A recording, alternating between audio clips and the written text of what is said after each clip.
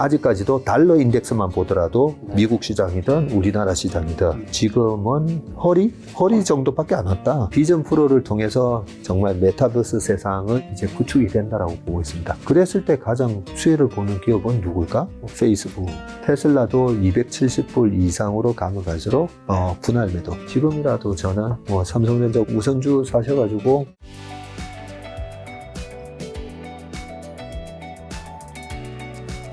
이번에 대표님께서 이제 고수들의 투자 철학이라는 신간을 내셔서 오늘 대표님과의 이 책에 관한 이제 인터뷰를 좀 하면서 그리고 또 시장에 관한 이야기 여쭤보려고 하는데 제 개인적인 궁금함도 좀 한 게 있어서요. 네. 이제 아무래도 이제 대표님도 어쨌든 이게 인터뷰를 바탕으로 책을 내신 거잖아요. 김 작가도 TV도 사실 인터뷰를 굉장히 많이 하고 있고 근데 인터뷰를 하다 보면 이제 굉장히 많은 이제 전업 투자자 그리고 또 어떻게 보면 금융계에 계신 전문가들이 나와서 이제 이야기를 하시는데 어떻게 보면 어떤 분들은 이제 간혹 이분은 부자가 아닌 것 같은데 투자에 대해서 굉장히 이제 뭔가 명확하게 얘기를 하시는 것 같은데 왜 본인 부자가 안 되셨을까 이런 고민이 있을 때가 있어요. 이 부자와 이 투자 전문가 이 부분에서 혹시 대표님 하실 이야기 있을까요? 할 얘기가 많죠.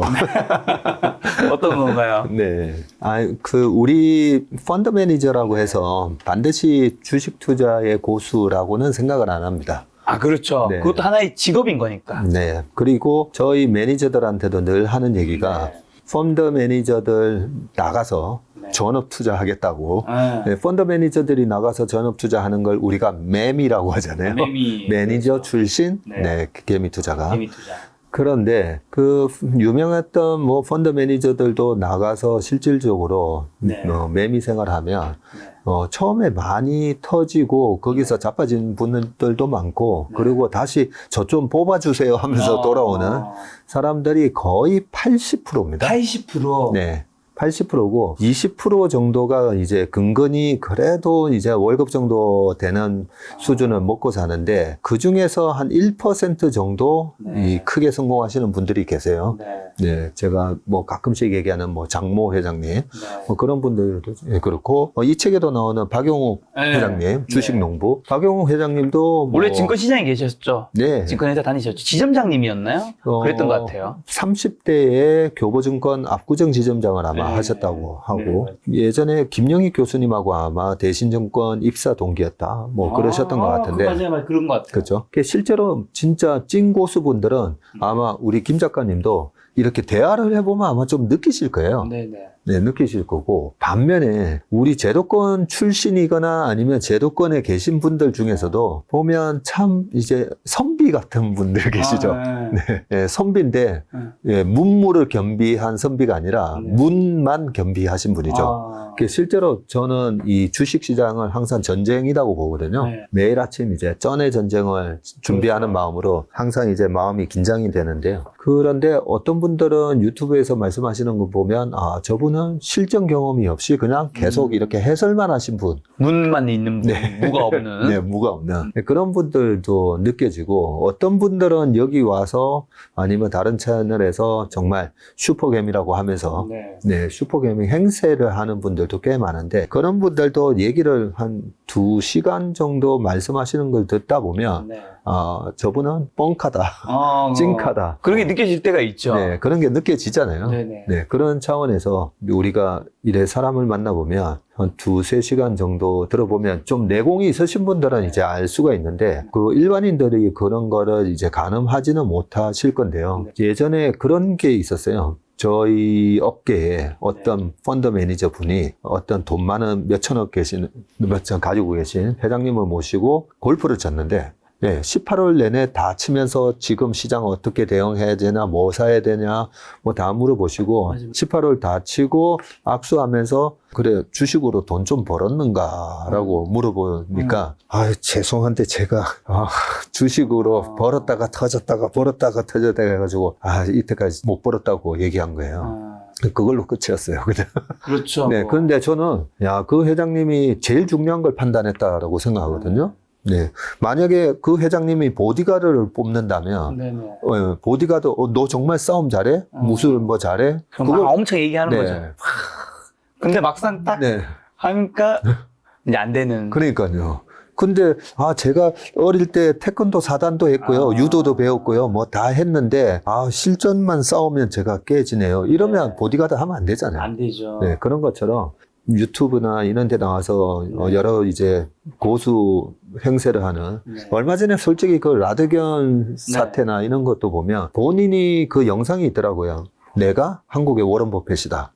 네, 라고 하면서 주식에 뭐 대단한 걸 발견했다라고 막 얘기를 하고 그런 영상을 보면 어떻게 보면 좀 교만해 보이지 않습니까? 그렇죠. 남이 얘기하는 건 몰라도 본인이 그러니까요. 얘기하는 건 본인이 내가 한국의 워런 버핏이고 내가 대단한 걸 발견했고 그 대단한 걸 발견했다라는 게 결국은 피라미딩 기법이었잖아요. 그냥 수급으로 돈 들어오는 걸 계속 사가지고 수급으로 쳐올린 것 말고는 그거는 그 대단한 기법이 아니죠. 그렇죠.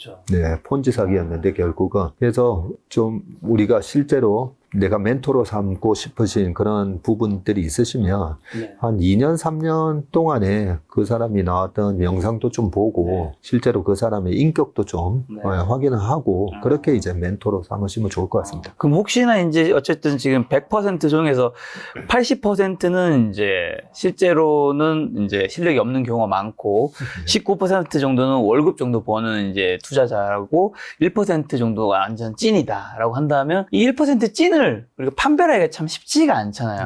우리 개인 분들이 영상 보시면서 저 사람은 찐이다라고 이제 그래도 좀 추측할 수 있을 만한 어떤 힌트 같은 거 있을까요? 힌트는 우리가 어차피 경제 유튜브잖아요. 네네. 그리고 내가 돈을 벌기 위해서 경제적 자유를 얻기 위해서 돈을 벌기 위해서 멘토를 정하는 건데 그러면 어쨌든 저분이 정석적인 방법을 해가지고 실제로 이렇게 돈을 벌었는지 그 부분에 대한 이제 검증이 제일 중요할 것 같고요. 그렇죠. 그래서 어떤 채널이나 이래 보면 네 계좌 까봐 뭐 이런 것도 많잖아요. 근데 저는 그 계좌 까봐가 정확한 검증 수단이라고 생각합니다. 네, 그런 식으로 실제로 이제 돈을 벌었는지 중요한데 예전에 부동산도 보니까 어떤 분이 계좌 까봐 해가지고 부동산을 깠는데 나중에 그분도 잡혀가셨더라고요. 그래서 그 계좌 깐 게 부동산도 그 안에 뭐 부채 잔뜩 해가지고 이렇게 맞아요. 뭐 얘기하면 예를 들면 뭐 본인 자산 100억이라 하는데 사실 뭐 부채가 80억이고 자기 순자산 10억, 20억밖에 안 되는데 사실 그거는 그렇게 포장하면 좀 안 되는 거잖아요. 안 되는 거죠. 알고 보니까 실제로 그랬던 거잖아요. 내가 건물 이거 다 해서 봐 100억 되잖아라고 깠는데 나중에 보니까 거의 부채도 거의 100억 되는 수준으로 그 부채를 감당을 못하니까 결국은 나중에 이제 자빠지는 것처럼 그래서 그 뭐 찐 부자이시고 찐 고수이신 박용욱 회장님만 보더라도 우리가 보면 정말 인격과 실력을 다 갖춘 분 아닌가 이런 느낌이 들잖아요. 네, 그렇고 그 다음에 이 책에서 나오는 그 윤지호 센터장님, 윤지호 대표님이시죠. 윤지호 대표님도 보면 주식뿐만 아니라 부동산, 채권, 뭐 상가, 뭐 등등 정말 이분은 재테크의 고수시구나. 네, 그런 느낌이 듭니다. 그래서 주식도 잘 보시는구나 뭐 그런 생각이 들고요. 주식만 너무 올인해서 보면 사실은 이 큰 자금의 흐름이 안 보일 때도 있거든요. 그런 측면에서는 아무래도 그러고 보니까 윤지호 센터장님도 약간 이렇게 후덕하게 생기셨어요. 부자상. 부자상. 어쨌든 지금 대표님 말씀의 중요한 핵심은 만약에 주식이든 부동산이든 그 분야에 대해서 어떤 거 막 얘기를 한다면 우리가 그분한테 검증받아야 될 것은 너는 정말 주식과 부동산으로 부자가 되었느냐. 그러니까 그런 사람이랑 우리가 그 이야기를 들을 때 굉장히 가치가 있다라는 거. 네. 그리고 제도권에 어떤 뭐 펀드 같은 거 가입하신다면 예전에 라임 옵티머스 사태 있었잖아요. 근데 옵티머스에 보면 저는 이 사람들 도대체 누구지? 솔직히 말해서 옵티머스 우리 업계에서는 듣보잡이었어요. 옵티머스? 그리고 거기에 있는 매니저들이란 사람들 솔직히 잘 모르는 사람들이었었는데 그래서 약간은 그 사람의 그 대표 펀드 매니저가 얼마나 오랜 기간 동안 이 제도권에서 제대로 성과를 내면서 그런 레코드가 제대로 된 레코드가 있는지 그런 것도 좀 확인해 보시면 좋을 것 같습니다. 맞습니다. 그래서 구독자 174만 명을 가지고 있는 김작가 TV 채널 운영의 김작가는 어디에서 주식 얘기 절대 하지 않습니다. 왜냐하면 저는 주식 전문가가 아니라 다시 여러분 잊지 마시기 바랍니다. 자, 그럼 대표님 투자 고수 10분과 인터뷰하면서 뭐 대표님도 이제 이 금융업계에 되게 오래 계셨지만 어쨌든 인터뷰하면서 느낀 또 것들도 있을 것 같아요. 혹시 그런 것도 한 가지 가지 정도 있다면 어떤 게 좀 있을까요? 확실히 우리가 네. 주식 투자에도 보면 스타일이 있습니다. 스타일. 아, 그렇죠. 네. 저희가 뭐 국민연금이나 큰 자금 운용 위탁 기관에 가서 프리젠테이션 할 때 두 가지를 물어보거든요. 네. 투자 철학하고 그다음에 투자 스타일을 물어봅니다. 그래서 주식도 보면 여러 가지로 돈을 벌 수가 있는데 네. 스포츠에도 보면 똑같은 축구라도 네이마르 스타일 다르고 그렇죠. 네, 메시 스타일 다르고 손흥민 스타일 다르잖아요. 그렇죠. 네, 그러니까 그 스타일이 다르다는 부분을 아셔야 되는데 그 스타일에 있어서 이제 고수들을 불러서 이제 얘기를 듣다 보니까 거기 하나자산 운영의 유비팀장이라고 있는데 네. 그 유비팀장은 잘 알려져 있는 매니저는 아닌데요. 우리 업계에서는 뭐 배당 펀드를 1조 이상 운용을 하기 때문에 네. 유명한 펀드 매니저인데 네. 기업의 배당이나 이런 거에도 사연이 있다는 거죠. 그런 얘기를 들으면 저는 확 와닿기는 하거든요. 그 사연 중에 이런 게 있을 수가 있습니다. 주가가 계속 이래 떨어져요. 그런데 만약에 증여가 일어났다든지. 네네. 네. 그러고 나서 이상하게 그 기업이 돈을 벌기 또 시작해요. 그런 여러 가지 이슈를 찾아내서, 이 기업이 왜 지금부터 배당을 늘릴까? 왜 지금은 배당을 또 안 주고 실적이 또 망가질까? 뭐 등등 여러 가지 사연이 있다라는 그 부분도 참 제가 들으면서 많이 그런 게 있었구나라는 생각이 좀 들었고, 두 번째는 우리 업계에 계신 분은 아닌데 네. 서울대 정신과에 네. 윤대영 교수님 계시잖아요. 네, 네. 윤대영 교수님은 말 그대로 이제 정신과 의사분이신데 네. 제가 우리 회사에 찾아오는 많은 고객들을 만나보잖아요. 네. 솔직히 멘탈이 너무 안 좋으신 분들이 많아요. 찾아오셨는데 거의 정신과 치료라고 얘기하면 좀 그런데 상당히 필요한. 상당히 필요한, 마음이 불안하고 그동안에 이제 손실난 거에 대한 여러 가지 이제 뭐 자괴감도 많고 하다 보니까 거의 1시간 내내 제 얘기를 들어오는 게 아니라 저한테 얘기하러 오신 것 같은. 그러면 제가 한 1시간 중에 한 50분을 가만히 들어드립니다. 이분은 마음이 이미 상하신 거예요. 정신적으로 많이 이제 데미지를 얻으신 분인데, 그런 측면에서 보면 우리가 주식 투자를 할 때 실력도 중요하지만 나의 멘탈 관리도 정말 중요하거든요. 그 멘탈 관리에 자신이 없으면 정말 주식을 하면 안 돼요. 네, 그런 측면에서 윤대영 교수님은 여러 가지 이제 멘탈적인 측면을 많이 말씀을 해주셨는데, 그 중에서 제가 정말 인용을 많이 하는 게 그분이 말씀하셨던 게 공감은 빨리, 신뢰는 천천히 라는 부분인데, 그분이 주식 투자하는 데 있어서 공감은 빨리, 신뢰는 천천히가 필요하다라고 말씀하신 게 아니라 우리가 정신적인 스트레스를 받는 게 거의 다 사람으로부터 받잖아요. 그렇죠. 그렇죠. 사람으로 받는 거예요. 네네. 근데 아니 내가 어떤 모임이나 이런 데 갔을 때 왜 나는 왕따지? 뭐 왜 나는 이렇게 소외되는 느낌이지? 보면 첫 번째 공감 능력이 없기 때문에 그렇기도 하거든요. 또 우리 이세창 씨 닮은 그 유명한 그 강사분 이름 누구시죠? 김창옥 강사님. 예. 네네. 김창욱 교수님. 네. 김창욱 교수님이 맨날 하는 게 이 공감 능력이거든요. 그쵸. 그러면 뭐 아내든 여자친구든 얘기했을 때, 맞아. 이 공감. 뒷말 따라하고. 그렇죠. 뒷말 따라하고. 그 아무것도 아닌데. 맞아. 뭐 이런 거. 그런 것처럼 이 사람 관계에 있어서 공감을 빨리 해줘라.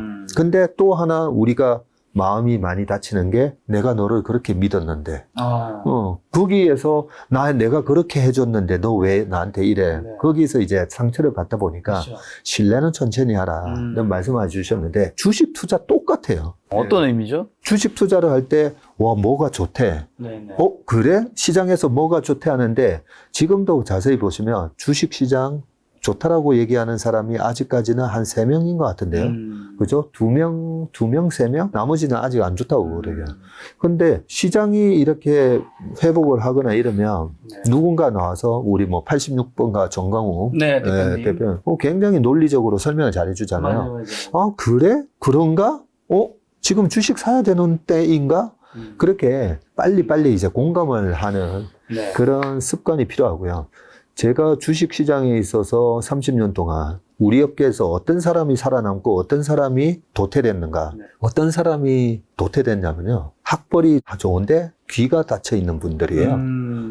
남의 말을 안 들으니까. 그런 분들이 이제 주식 시장에서 한 번에 확 꺾어지는 경우가 많거든요. 너무 고집 부리다가 예, 시장에 맞서다가 그냥 한 방에 예, 한 방에 다 잃어버리는 경우가 많은데 그런 부분들이 다 어떻게 보면 나의 공감 능력이 필요한 부분이기 때문에 그런 게 아니 근데 그게 뭐 이론적으로 말은 되는 거야 뭐 이런 생각하실 수가 있는데 그 주식으로 돈을 번 천재가 한 두세 명 있는데요. 그 중에 한 명이 케인즈예요. 네. 케인즈 학파, 고전 학파, 케인즈 학파 이러잖아요. 케인즈가 책에서 유명한 얘기를 했죠. 주식 투자는 미인대회다 하고. 그죠? 그럼 미인대회 내가 좋아하는 여자를 고르는 게 아니라 남들도 네, 대회에서 많은 사람들이 저기가 진이고 저기가 선미야 하는 그런 대회 기준에 맞는 미스 코리아를 뽑는 것처럼 주식 투자도 그렇게 다른 사람들이 요즘은 어떤 주식을 저렇게 열광을 하지? 그런 데에 대한 공감 능력인데 그 공감을 너무 늦게 하면 뒷북 잡는 거고요. 그래서 공감은 좀 빨리 하라는 얘기고 반대로 바로 이거구나. 그래 삼성전자 그냥 하나 이거 들고 10년 가면 되겠다 라고 해서 9만 원 이렇게 막 샀더니 물렸잖아요.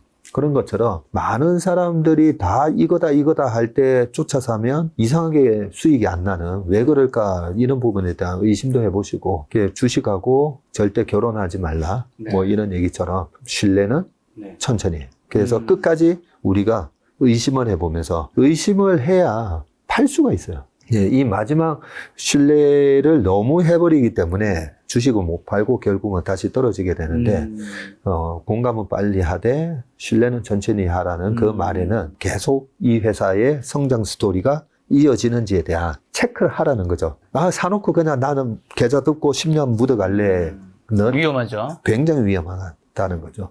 그래서 항상 신뢰는 천천히 끝까지 의심을 하면서 체크해 볼 필요가 있다. 윤도현 교수님의 핵심은 공감은 빨리, 신뢰는 천천히. 그럼 방금 말씀하신 유비 팀장님의 그 안정적인 고배당 투자 전략은 조금 더 구체적으로 어떻게 되는 건가요? 김 작가님이 자산가예요, 제가 보니까. 아닙니다.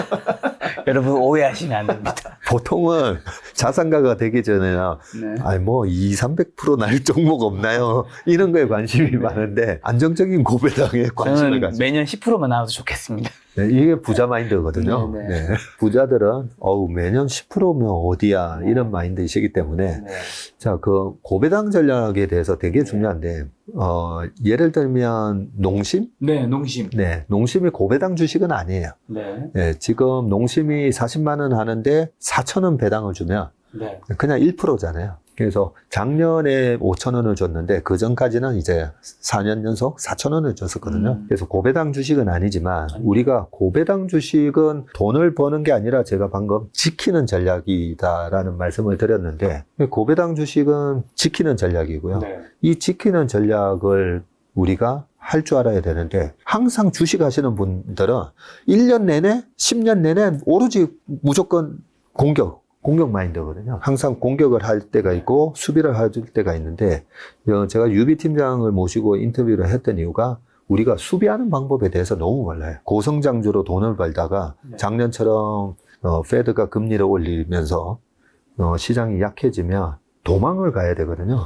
근데 도망을 공격이 최선의 방어야 하면서 계속 공격 베타 높은 주식으로 했다가는 작년에 웬만한 주식들 다 70%씩 빠졌잖아요. 미국의 빵 주식들도 다 70%씩 빠졌는데 반대로 미국의 고배당 주식들은 작년에 오히려 신고가 내기도 하고 뭐 그런 것처럼 농심이라든지 아니면 미국의 코카콜라는 한 3% 이상 배당을 주고 3M이라든지 P&G 네, 그런 기업들이 우리가 이제 시장에서 약간 너무 과열된 것 같은데 그러면 내가 여기서 돈을 빼서 어디로 갈까 했을 때 고배당주로 이제 옮겨 타고 고배당주를 갖고 있다가 작년 2022년 보면 농심 같은 경우에는 작년에도 플러스 10% 이상 수익이 났어요. 네, 17% 정도 주가가 상승을 했는데 그렇게 방어를 하고 있다가 공격해야 될 주식들이 너무 많이 빠졌네. 작년에 필라델피아 반도체 지수가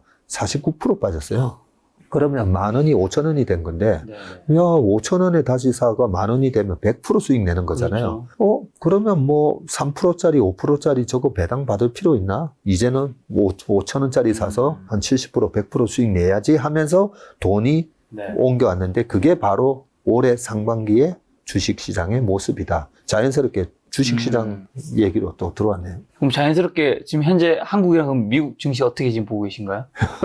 네. 그래서 지금 돈이 이렇게 네.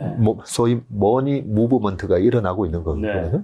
근데 방어하러 갔다가 네. 이제 공격하러 이렇게 오는데 네. 이제 다 끝났어. 그냥 돈 이미 다 왔어. 이런 건지 네.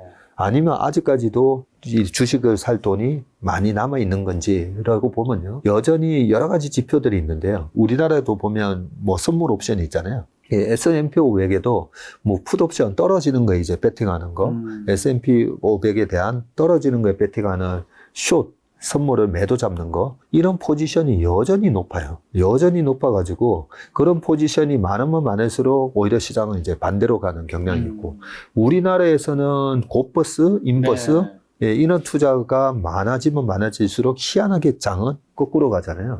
네. 올해 2월, 3월 이때 보면 우리나라 투자자, 개인 투자가의 네. 2등, 3등, 4등 보면 전부 떨어지는 거에 베팅하는, 예, 인버스, 곧버스.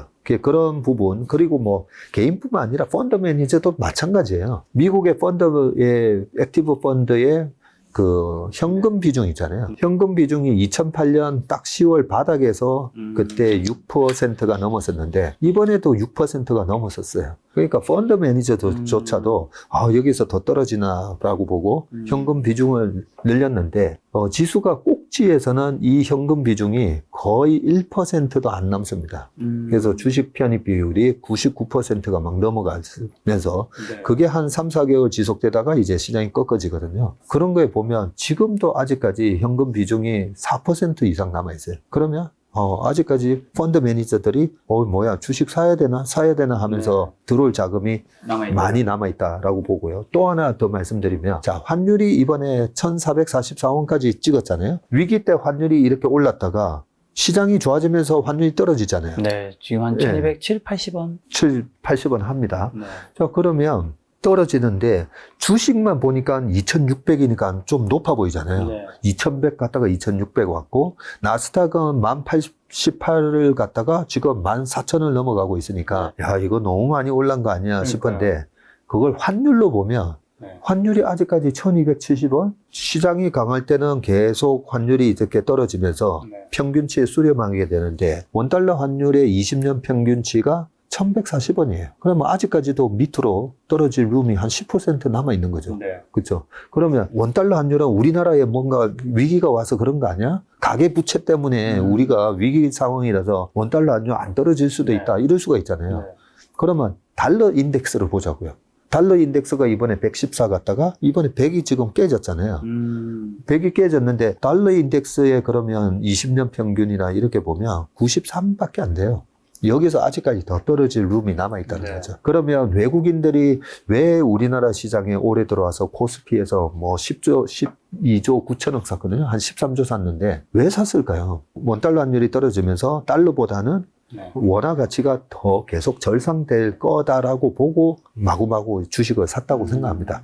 거기에 플러스, 그런데 삼성전자를 많이 샀잖아요. 네, 맞습니다. 많이 샀죠. 왜냐하면 삼성전자를 갖고 있으면 반도체가 또 업황이 내년에 턴어라운드 하니까, 그래서 외국인의 전략은 환에서 먹고 삼성전자 턴어라운드에서 먹고, 그러면서 한 30%에서 50% 수익을 노리고 들어온 게 아닌가라고 봐지기 때문에 지금 시장은 아직까지도 달러 인덱스만 보더라도 미국 시장이든 우리나라 시장이든 지금은 허리 정도밖에 안 왔다.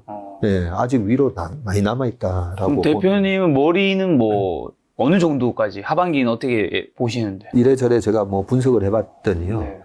내년 1Q까지는 시장이 강하겠더라고요. 1Q까지. 그러면 내년 4월에서 5월 정도의 주식을 팔아도 되겠다라는 생각이 들고요.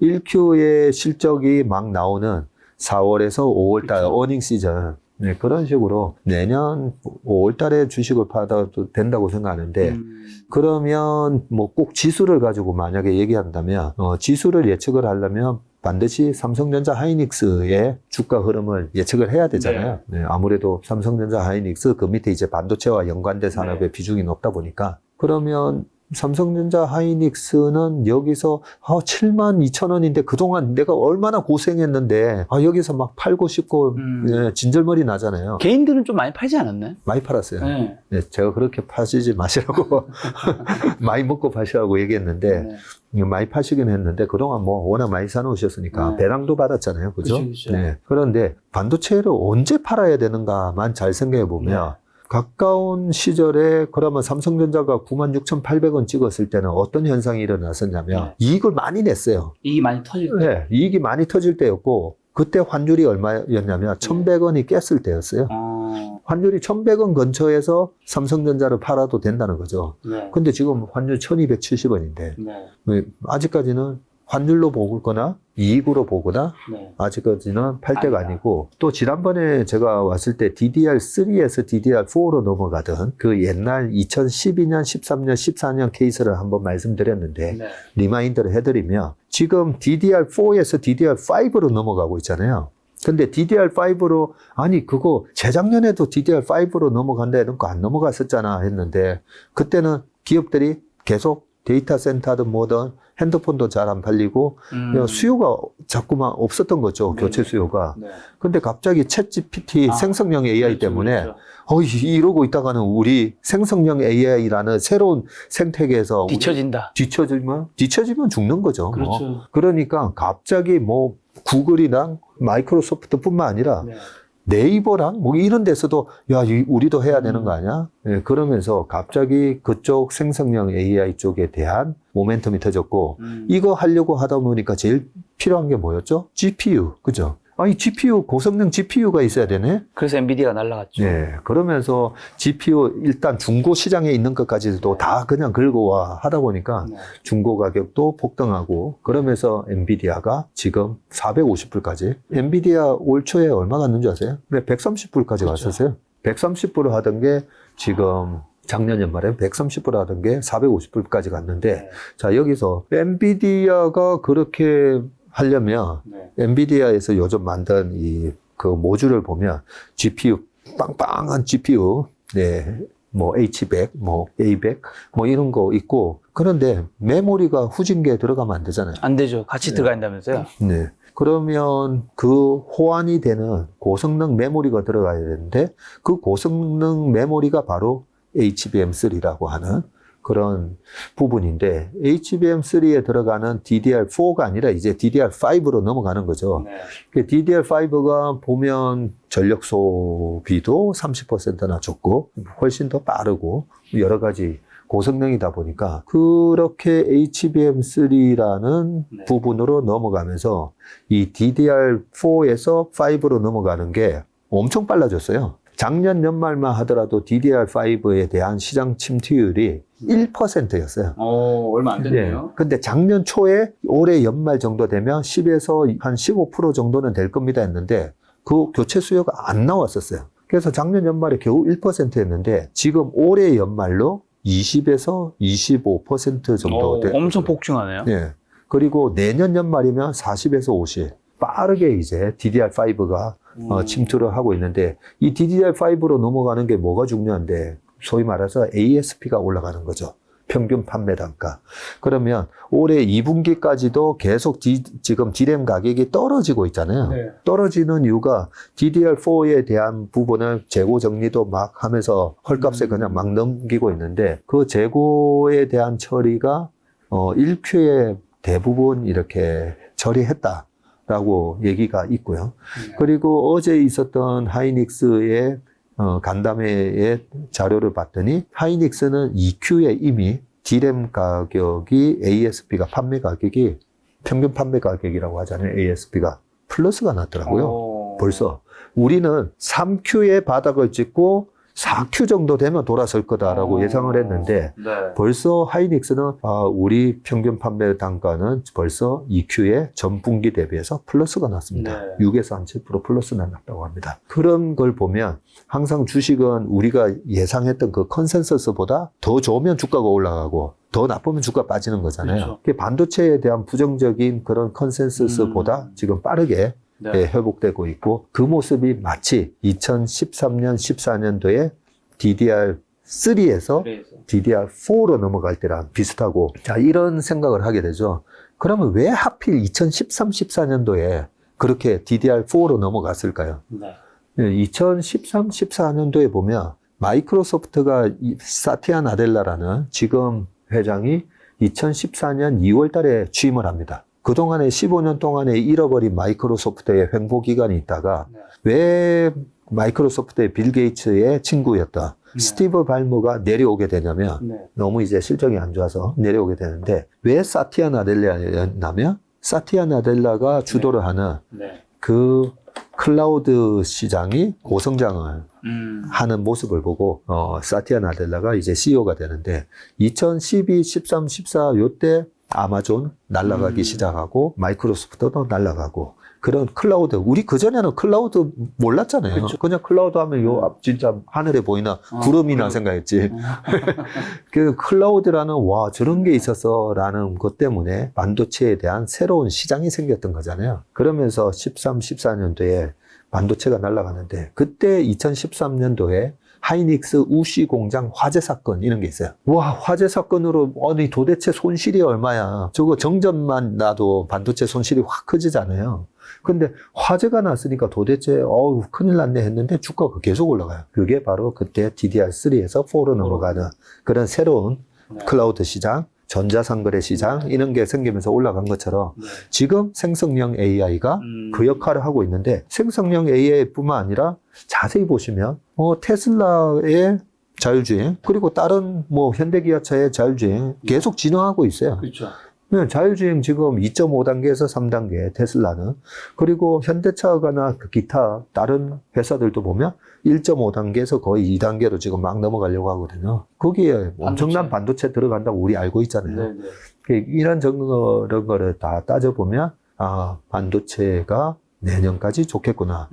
그래서 제가 반도체 그동안 고생하셨는데 많이 먹고 팔아야지 우리가 억울하지 않잖아요. 그러면 언제 파느냐의 기준을 내년 5월 정도로 우리가 생각을 하고 그 내년 5월이 됐을 때는 환율도 한 1150원 그리고 DDR5의 침투율도 한 30%를 넘어가면서 여러 가지로 실적이 엄청나게 난다. 그래서 하이닉스의 실적을 되게 좋게 보는 분들은 어떤 얘기까지 하냐면요. 내년도에 한 20조 정도 벌 수 있다. 그 20조 이익이 나왔던 게 2018년도에 한 20조 7천억 정도 나오면서 그때 사상 최대 이익이 나왔거든요. 그런 얘기까지도 하니까요. 일단은 무조건 좀 홀딩해서 가보자. 그런 생각입니다. 지금 말씀하신 게 2024년 이제 1분기 실적이 나오는 5월쯤에 이제 팔아야 한다고 하신 건 시기를 정확하게 말씀하신다기보다는 그때 이제 DDR5 침투율이 30% 환율 1,100원쯤 갈 것 같으니까 그때쯤으로 말씀하시는 건데 그럼 두 개 중에서는 뭐 포트폴리오 측면에서 삼성전자 좋게 보시나요? 아니면 반도체 좀 더 직접적인 하이닉스를 생각하시나요? 지금은 항상 보면요. 2008년에서 9년 넘어왔을 때 그때 이제 차화정 정세가 시작이 됐었고요. 그때도 보면 현대차보다는 기아차가 수익률이 좋았고요. 왜냐하면 2등 그룹이 주가가 빠질 때 더 빠지거든요. 그렇죠. 예, 왜냐하면 망할 수 있으니까 항상 그런 두려움이 주식에 이제 반영이 되다 보니까 이번에 하이닉스가 3조 4천억 손실이 나고 여전히 2분기에도 한 2조 9천억 정도 손실이 나지 않겠냐. 올해 내내 적자가 나면서 하이닉스 적자가 한 8조가 나올지 뭐 10조가 나올지 모르겠다. 지금 이런 상황인 거거든요. 근데 아까 말씀드렸듯이 벌써 2Q에 반도체 판매 가격이 플러스로 돌았을 정도로 그런 모양새이기 때문에 올해 들어와서도 하이닉스가 저점 대비 60% 올랐고요. 그리고 삼성전자는 51,800원에서 지금 72,000원 왔으면 40% 정도 올라간 거죠. 그래서 주가가 계속 내년까지 올라간다면 이런 모양새는 역시나 약간 베타가 높은 하이닉스의 주가 상승률이 좀 더 높을 거다라고 생각합니다. 그럼 그런 대형주랑 소부장 중에서는요? 어떤 쪽에 좀 더 우리가 개인분들 포커스를 주는 게 좋을까요? 요즘 소부장들 뭐 난리 나고 있는데요. 이렇게 난리 나고 있는 게 앞단에서 변화가 있지 않으면 이렇게 절대 올라올 수가 없죠. 올라오면 막 때리기 바쁘겠죠. 네. 근데 지금은 서로 사기 바쁘잖아요. 그런 측면이 내년도에 이 소부장에 대한 네. 부분을 저희도 이렇게 오늘도 막 공부를 해보면 하나 더 모멘텀이 있는 게 이 파운드리잖아요. 삼성전자. 네. 삼성전자가 얼마 전에 TSMC에다가 파운드리에 대한 선전포고 같은 거를 했습니다. 네. 자, 그러면 이걸 갖다가 이제 종합적으로 또 한번 생각해 보자고요. 얼마 전에 워런 버핏이 TSMC를 샀다 했다가 다시 팔아버렸잖아요. 팔았죠. 근데 지정학적 위기 뭐 여러 가지 해서. 왜 파셨어요 하니까 지정학적 위기 때문에. 네. 근데 굉장히 중요한 부분이거든요. 그게 워런 버핏이라면 작년 코로나 때 미국 뉴욕 그리고 세인트루이스 여러 군데에서 비행기가 오마하를 향해서 날아가는 예, 그런 장면이 포착되다라고 기사가 나올 정도로 미국의 경제를 움직이는 많은 사람들이 위기가 생겼을 때 워런 버핏을 찾아간다는 거죠. 상의를 한다는 거죠. 그러면 워런 버핏이 샀다가 왜 팔았을까? 정말 지정학적 위기를 생각을 한다는 거죠. 네네. 자, 그러면 미국은 이 달러의 기축통화를 유지하기 위해서 네. 제일 중요한 부분이 군사적인 우위, 절대적인 군사적인 우위, 플러스 기술적 우위를 가져가는 거거든요. 이 기술 패권을 계속 유지를 해야 미국의 그런 초강대국적인 지위가 유지되고 그래야 달러 패권을 지을 수가 있으니까. 그런데 이 기술 패권에 있어서 이번에 4차 산업혁명은 모두가 아시다시피 AI예요. 근데 AI를 하는데 자세히 봤더니 제일 중요한 게 GPU고 반도체고. 그러니까 지금 대놓고 중국에 대해서 네. 반도체를 규제를 하잖아요. 네. 못 쫓아오게. 중국이 못 쫓아오게. 그런데 제일 중요한 게 GPU, CPU, 그리고 메모리 이런 것들이 있는데 이 GPU나 CPU나 자체적으로 인텔은 자체적으로 만들기도 하지만 애플도 마찬가지고 전부 다 위탁 생산을 주잖아요. 그렇죠. 이 위탁 생산을 주는데 이거 TSMC한테 너무 의존도가 높다는 거죠. 네네. TSMC가 전 세계 파운드리 시장에 거의 지금 55에서 60%를 차지하다 보니까 미국 입장에서는 지정학적 리스크가 있는 TSMC가 이걸 다 하고 있으니까 네. 어떻게 보면 정말 중국이 너네들이 이렇게 나를 견제해? 그래, 그러면 TSMC만 작살 내버리면 미국이 그동안에 대중국 이 제재 조치를 한 방에 안갚음을 할 수가 있는 거죠. 그리고 또 대놓고 얘기하잖아요. 시진핑이 2024년 뭐 이런 얘기하면서 대만 공격할 수도 있다는 이런 얘기를 하니까 그렇다면 미국이 선택할 수 있는 거 뭐냐?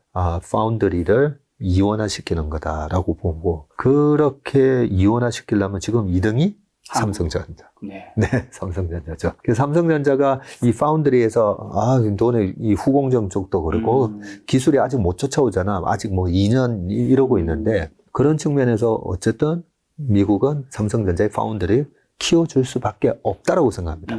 없다라고. 그런데 키워주고 싶은데 실력이 안 되면 또 못하는 거죠. 그렇죠. 근데 삼성전자는 너무 잘하죠. 네, 키워주면 얼마든지 할 수 있는 그런 역량을 갖고 있다 보니까 그래서 저는 최근에 이제 반도체 소부장이 막 이렇게 올라오는 게 삼성전자의 그동안의 이 메모리 사이클에 의한 그냥 업턴이기 때문에 움직이는 거 플러스 이 파운드리의 성장성까지 지금 보고 움직인다고 생각하는 거죠.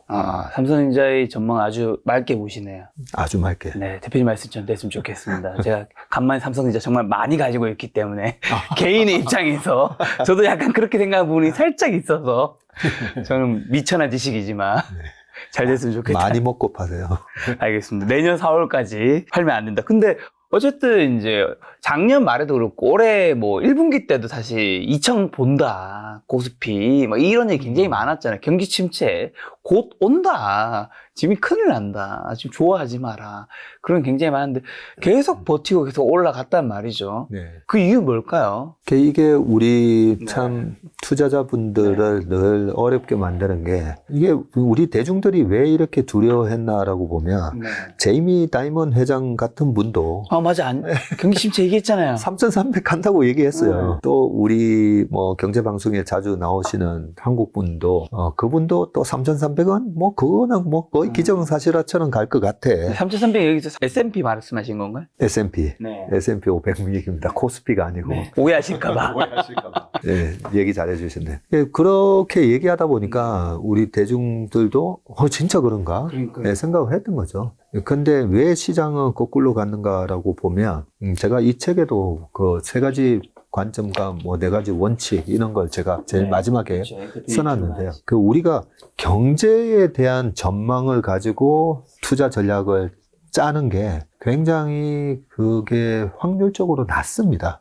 낮는데 반대로 이 퀀트 분석, 우리 강원국 작가가 퀀트 네. 분석 얘기 많이 해줬잖아요. 맞아요. 그래서 저는 강원국 작가를 유명하기 전부터 이제 언급을 자주 해드린 게 강 작가가 얘기한 뭐 할로윈 전략이라든지 네. 이런 것들이 굉장히 유용하거든요.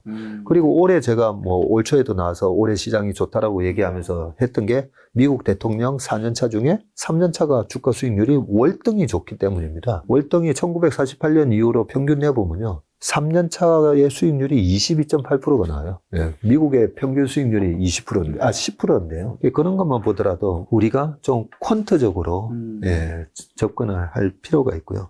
그런 측면에서 여러 가지 경제 전망. 아니, 네. 경제가 안 좋아진다는데 그런 말씀 너무 믿지 말고요. 내 나름대로의 투자 일지를 써보시고 왜 이럴 때는 주가가 오히려 반대로 갔는지 네. 그런 걸 이제 좀 정리해 보시면 일단 경제 전망은 믿지 말자. 네, 경제 전망은 믿지 말자라고 먼저 말씀드리고 그러면 올해 하반기 지금 이제 7월 달이 들어섰으니까 하반기 시장을 어떻게 봐야 되느냐라고 보면 이번에 주가를 떨어뜨렸던 가장 큰 첫 번째 이유는 금리였잖아요. 네네네. 금리를 저렇게 안 올렸으면 주가가 작년에 그만큼 안 빠졌죠. 빠졌겠죠. 네. 그러면 금리 공포였는데 자, 그러면 금리가 이번에 7월 26일 날 5.5를 만들어 놓고 일단은 좀 쉴 거다. 동결로 간다라는 게 거의 지금 뭐 페드 와치도 그렇고 그런 분위기잖아요. 그러면 금리가 동결되고 나서는 주가가 그동안에 앞으로 6개월에서 1년 동안은 어떻게 됐었나. 그걸 우리가 퀀트적으로 과거를 한번 과거 데이터. 분석을 해보자는 네네. 거죠. 왜냐하면 주식의 역사는 반복이 되니까요. 그러면 금리를 동결하고 나서는 네. S&P 500이 6개월에서 12개월 동안 8에서 한 16% 오릅니다. 네, 오릅니다. 그러면 진짜 그래? 그러면 동결을 했었던 2018년 12월 달에 네. 마지막 금리 9번째 올리고 19년 상반기 내내 안 올렸거든요. 네. 19년 상반기 내내 주가가 올라가요. 지금처럼. 지금처럼 올라가고요. 오히려 8월 달에 금리를 한번 인하하니까 처음에는 왔다 갔다 합니다. 네. 그리고 2번 인하하고 3번 인하하고 그리고 인하가 멈추고 나서 또 주가가 더 올라가고 네, 그런 현상이 있었고 그 전에 그러면 금리를 올렸었던 때가 2004년 6월 달부터 금리를 올려서 2006년 8월 달까지 17번 올렸을 때거든요. 네. 근데 2006년 8월 달에 금리를 그때 5.5였어요. 그때 5.25에서 5.5에서 딱 멈췄는데 그러고 나서 2007년 서프라임 모기지 사태가 불거지기 전까지 시장이 우리나라 코스피가 1400에서 2100을 가고 주가가 막 날아갔었어요. 네. 금리를 올리는 걸 동결을 하면 나중에 1년 반 뒤에 주가가 뭐 다시 떨어질지라도 일단은 동결하고 나서 6개월은 무조건 장이 좋더라. 그런 측면에서 이번에 7월 달에 금리가 동결되고 금리 인하 시점을 내년으로 보고 있잖아요. 그렇죠. 네, 올 하반기는 금리를 그냥 동결하고 쭉 간다라고 보고 있는데 그렇다면 올 하반기도 시장이 그렇게 퀀트 분석에 의하면 나쁘지 않다. 그리고 올해는 대통령 또 3년 차다. 바이든 입장에서는 내년에 무조건 재선을 해야 되는데 그렇죠. 올해 경기를 어떻게든 살려야죠. 네, 박살내면 안 된다. 자, 그렇다면 트럼프 때는 어쨌는가 또 한번 생각해 보자고요. 트럼프가 2016년 11월 달에 당선되고 네. 1년 차가 2017년이죠. 네. 주가 좋았어요. 근데 2년 차가 항상 주가가 안 좋은데 2018년도에 갑자기 미중 무역 분쟁 갈등 막 하면서 2018년도에 장이 안 좋았어요. 네. 그리고 2019년도에 3년 차인데 S&P 500이 28.8% 올라가거든요. 그렇게 올라갔었는데 4년 차에가 갑자기 코로나가 터졌던 거죠. 네, 터졌는데 어쨌든 2019년도에 2018년 3, 4, 5월 달에는 중국에다가 관세 폭탄, 1차 폭탄, 2차 폭탄 막 1차 폭탄이 7월 5일 날 막 나오고 했었는데 2019년 되면 이상한 일이 발생해요. 2019년 11월 달에 칠레로 기억하는데 칠레에서 시진핑하고 악수를 합니다. 그때 에이펙인가 그런 모임이 있었어요. 네네, 악수한장면 본 것 같아요. 그죠? 근데 시진핑 표정은 좀 뜰뜰해요. 그렇게 관세 폭탄 한다고 하더니, 악수하면서 1차 합의. 그게 2020년 대선, 재선을 앞두고 트럼프가 극적인 합의 같은 걸 하는 거죠. 그렇죠, 그렇죠. 그러면서 2019년 연말 주가가 탄력을 받으면서 더 올라갔었거든요. 그러면 올해는 뭐가 있는가? 얼마 전에 토니 블링컨 국무장관이 갔다 오고 자넷 옐런 재무부 장관도 갔다 왔어요. 약간 비슷한 부분이 있네요. 네, 갔다 오더니 올해 10월인가 11월 달에 샌프란시스코에서 G20인가 뭘 할 때 시진핑을 만나서 정상회담을 하게 된다. 또다시 악수한 장면이. 네. 이번에는 시진핑은 그대로인데 바이든이 또 악수하면서 또 나이도 많으시고 또 하니까 이러겠죠. 그 사진 나오고. 네. 니하오 하면서 그게 저는 반복되지 않을까라는 생각 때문에 지금 그렇게 중국을 괴롭혔는데 오히려 또 약간은 그런 극적인 반전 같은 게 올해 11월 달에도 또 샌프란시스코에서 이번에 나올 수도 있다. 이런 생각도 해봅니다.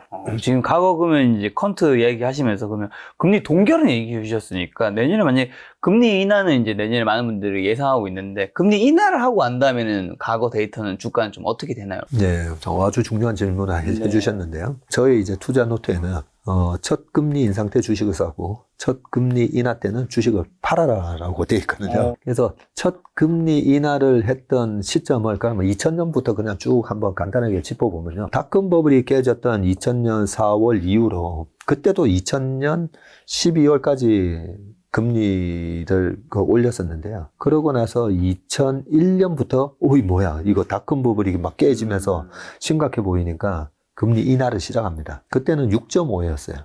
6.5에서 이제 금리 인하를 시작하는데 2001년, 2002년, 2003년 초에 1% 갈 때까지 계속 금리 인하를 해요. 근데 거품이 너무 심해 놓으니까 이렇게 경기가 하드랜딩 하는 게 안 잡히는 거예요. 그러면서 이제 주가가 큰 폭으로 빠졌었죠. 나스닥이 5,100에서 1,100까지 빠집니다. 그렇게 빠졌던 거고, 2008년도에도 서프라임 모기지 사태가 이제 나오면서 베어 스턴스 망하고, 뱅크 오브 아메리카, AIG 막 줄줄이 망하는데, 그때도 첫 금리 인하하고 시장이 더 빠져요. 네, 시장이 뭐야 하면서 더 빠지고, 그래서 그때 5.25, 5.5였던 금리를 거의 1%까지 낮출 때까지 일단은 주가가 빠집니다. 또 금리 인하를 했었던 거는 아까 2019년이었는데 처음에 금리 인하하고 주가가 이제 출렁출렁거립니다. 출렁출렁거리는데 중요한 거는 그 전에 거품이 별로 없었어요. 미중 무역 분쟁 갈등을 일으키면서 2015, 16년도에도 경기가 안 좋았는데 2017년도에 반도체에 조금 쏠리면서 반도체만 좋았거든요. 데이터 센터랑 이런 것 때문에 너무 이제 한쪽으로 치우친 상승이 있었는데 그러다가 트럼프가 그 미중 무역 분쟁 갈등을 갖고 오다 보니까 별로 투자가 없었어요. 거품이 없다 보니까 2019년도에 처음 금리 인하를 하는데도 그때는 주가가 별로 안 빠져요. 왜냐하면 밸류에이션도 비싸지도 않고 그 전에 거품이 없었으니까. 그러고 나서 이제 또 가장 최근에 금리를 인하했던 게 코로나 때. 그 코로나 전에 2019년도에 금리를 1.5까지 낮춰놨었거든요. 1.5까지 낮춰놨는데 갑자기 코로나가 터지면서 50bp, 100bp 이렇게 인하하니까 투자자들이 그 정도로 안 좋은 거야? 하면서 처음에 주가가 더 빠지죠.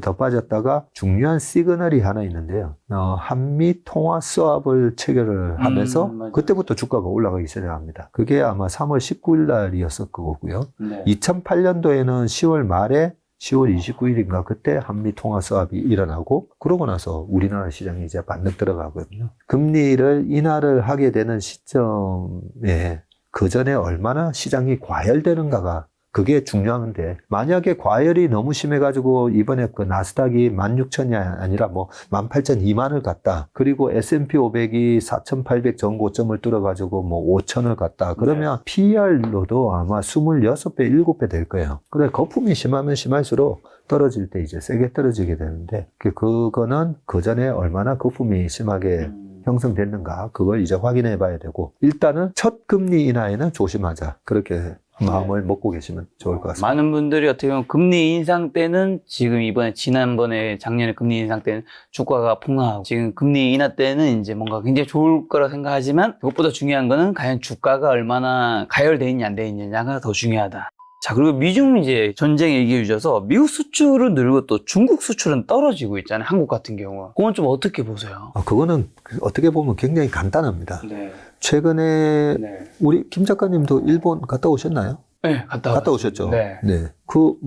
일본을 사랑해서 가신 건 아니잖아요. 아, 그렇죠. 네. 여행하기 제일 빠른 나라잖아요. 대한민국 사람들이 일본을 그렇게 좋아하지 않아도 여행 가는 걸 좋아하잖아요. 네. 그렇죠. 우리도 어디 여행 가고 싶은데 네. 여행을 못 가서 코로나 기간 동안에 네. 안 배우던 골프도 배우고 테니스도 배우고 맞아. 막 그러셨잖아요. 근데 사람은 나가고 싶으니까. 네. 또 우리나라가 특이하게 섬이 아닌데 섬나라잖아요. 아, 그렇죠. 네. 그래서 자꾸만 나가고 싶어요. 네. 그런 본능이 있는데 이번에 일본이 뭐 좋아서 나간 게 아니라 네. 가깝고 네. 네, 그래서 엔화 가치도 떨어지고 네.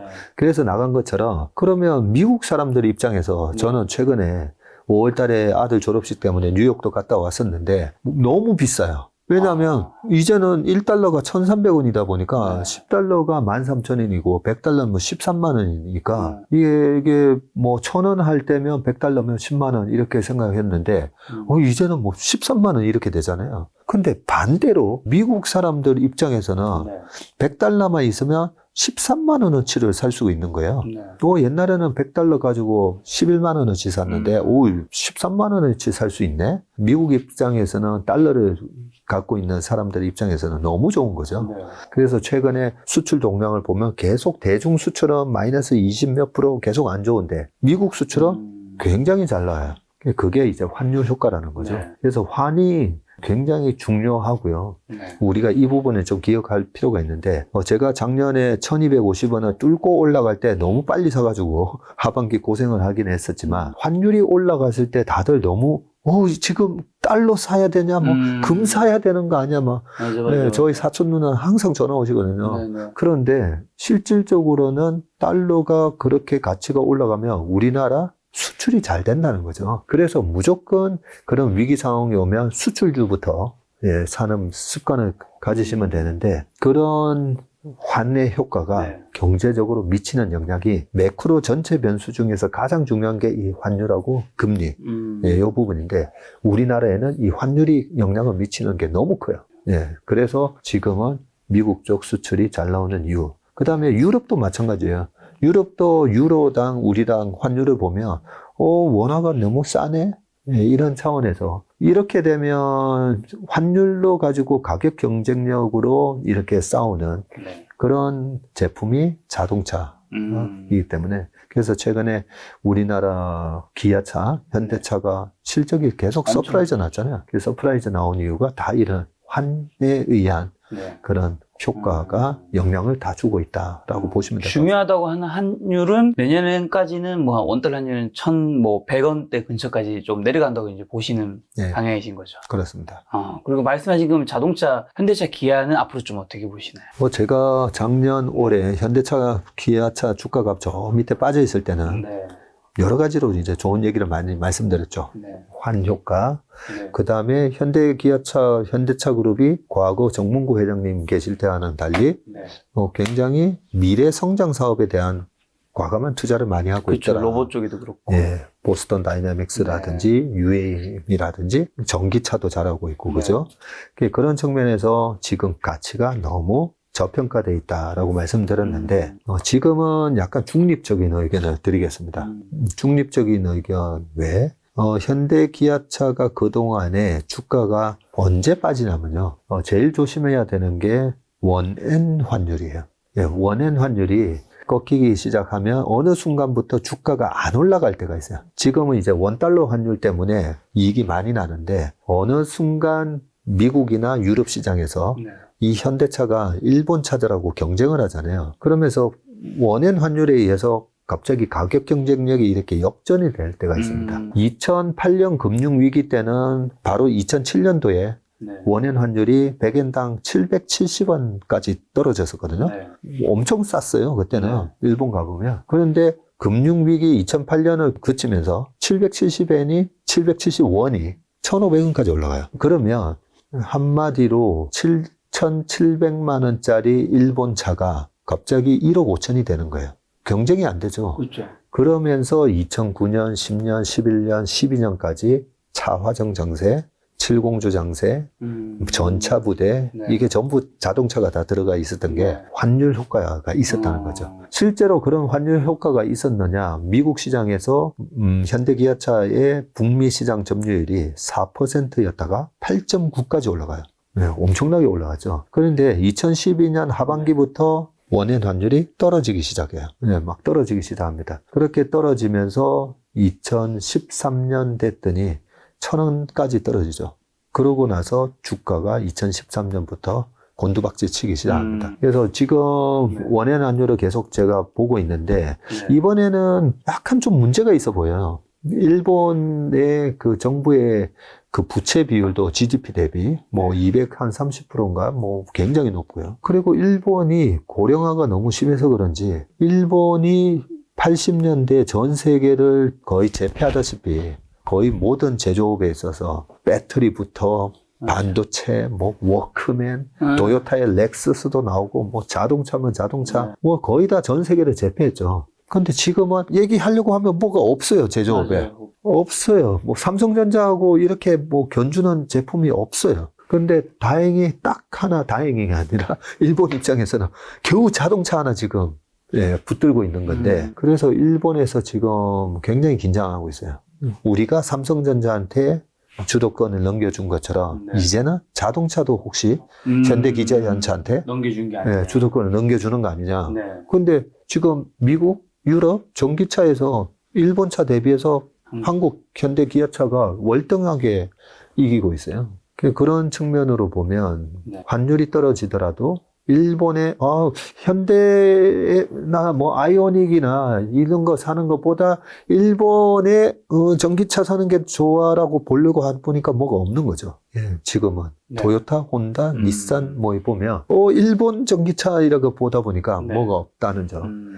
이게 약간은 하나는 긍정적이긴 한데 근데 현대기아차의 전체 매출에서 아직까지도 전기차가 차지하는 비중보다는 일반 내연기관차에서 발생하는 이익의 비중이 80%나 뭐 거의 90%이기 때문에 일단은 지금은 내연기관차랑 싸워야 되거든요. 그래서 900원이 깨진 이 시점에서는 현대기아차에 대해서는 일단은 좀 중립으로 보자. 그런 생각입니다. 현대기아차의 경쟁력에 문제가 있다기보다 한해 입장에서 좀 그런 부분에 문제가 있어서 좀 중립기아로. 네.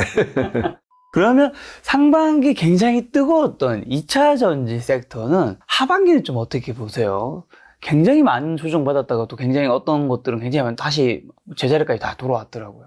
그렇죠. 보통 우리가 산업의 성장으로 보면 침투율이 5%를 넘었을 때 그 성장 제품을 만드는 회사를 질러라고 그러고 그 해리덴트가 만든 옛날에 버블 부분이라는 책에 보면 나옵니다.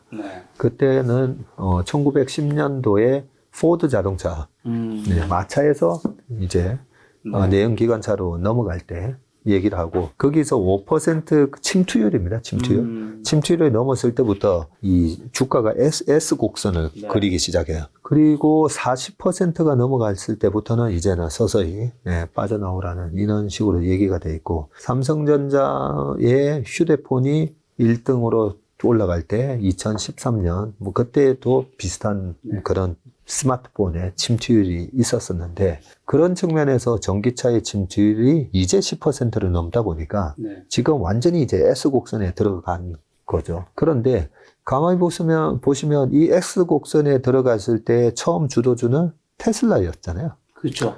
근데 테슬라가 420불을 갔던 주가가 101불을 찍었어요, 이번에. 맞아요. 400이 100이 되면 얼마예요? 75% 마이너스잖아요. 네. 이번에 76% 떨어졌다가 다시 지금 올라온 거거든요. 아니, 그 좋다는 엔비디아도 뭐 340불 하다가 130불 찍고 올라왔으니까. 네. 저 이 말씀을 왜 드리냐면 그게 바로 주식의 성질이라는 거죠. 우리가 주식을 투자를 해서 돈을 벌려면요. 네. 내가 투자하는 기업이 얼마나 그렇게 성장 가치가 있는지도 알아야 되지만 내가 투자하는 그 기업의 주가 변동성은 그러면 어떻게 움직이나를 잘 보셔야 됩니다. 그래서 절대 신용 포지션 절대 안 됩니다. 신용만 없으면 떨어지면 또 살 수가 있는데 신용을 갖고 있으면 이 떨어질 때 결국은 털리게 돼요. 반대매매. 그래서 절대 지금은 신용 포지션은 이제 하시면 안 되고 조금 이제 단기적으로 이제 들어와 보면 이번 8월 11일 날 에코프로 같은 경우에는 MSCI 코리아 지수 편입 이슈가 있어요. 8월 10일이래요. 네. 지수 편입 이슈가 있고 지금 유동 비율이라든지 여러 가지를 따져보면 이번에 지난 5월 달에는 탈락했었거든요. 될 거다라고 생각했다가 안 됐는데 이번 8월 달에는 리포트 읽어보면 될 가능성이 되게 높아요. 될 가능성이 높습니다. 그렇게 된다면 되잖아요. 되면 8월 30일 기준으로 편입이 되는데 네. 그러면 MSCI 이 지수를 벤치마킹 해가지고 이 지수를 따라하는 펀드들의 규모가 꽤 큽니다. 꽤 큰데 얼마를 사야 되냐라고 대충 봤더니 한 9천억 정도 사야 돼요. 9천억 정도. 그러면 이 9천억이 거래 대금하고 잘 보시면 되는데요. 지금 하루에 거래 대금이 얼마인가를 보시고 9천억 하루에 거래 대금 뭐 체크해 보시면 되는데 외국인들이 우리나라 주식을 사고 팔 때 임팩트를 안 주려고 어떻게 주문을 주냐면요. 오늘 전체 거래량의 3분의 1이나 4분의 1 수준으로 사주세요라고 얘기해요. 그러면 삼성전자가 하루에 100만 주가 거래되면 외국인이 주문을 줄 때 한 30만 주까지만 사라는 거죠. 왜 그런 주문을 주냐면 삼성전자를 500만 주를 쳐야 되는데 오늘 500만 주 다 사주세요 했다가는 하루에 100만 주 거래되는데 500만 주를 사버리니까 주가가 폭등하겠죠. 그런 약간 시세 조정이 될 수가 있기 때문에 외국인들이 주문을 줄 때 그 시세에 크게 영향을 안 주려고 거래량의 25%, 30%만 주문을 내거든요. 그래서 며칠씩 나눠 사는데 그런 측면으로 보면 이 9천억이라는 숫자가 꽤 큰 숫자입니다. 꽤 큰 숫자이라서 에코프로 같은 경우에는 8월 달까지 이 수급으로 버티는 힘이 있을 거고요. 에코프로 BM 같은 경우는 2021년 8월 달에 이미 편입이 됐어요. 예, 그렇게 편입이 됐기 때문에 이번에 그 MSCI 수급하고는 상관이 없는데 그동안의 코스닥 시장에서 수익을 많이 냈던 주도주의 그동안의 흐름을 보면 이렇게 수익이 많이 났잖아요. 그러면 반드시 그 9월, 10월, 11월로 가면 이 대주주 과세 요건이라는 거예요. 그 엄청난 그 짜증나는 수급 이벤트가 또 생기는 겁니다. 아니, 좋은 주식을 그냥 나는 3년, 5년 들고 갈 거야 라고 샀다 하더라도 사가지고 3억 샀는데 지금 한 15억이 된 거예요. 15억이 됐는데 아니 10억만 넘어가면 세금을 내야 되다 보니까 안 내도 내는 세금을 22%나 내려고 하다 보면 아깝잖아요. 그래서 또 팔게 돼 있어요.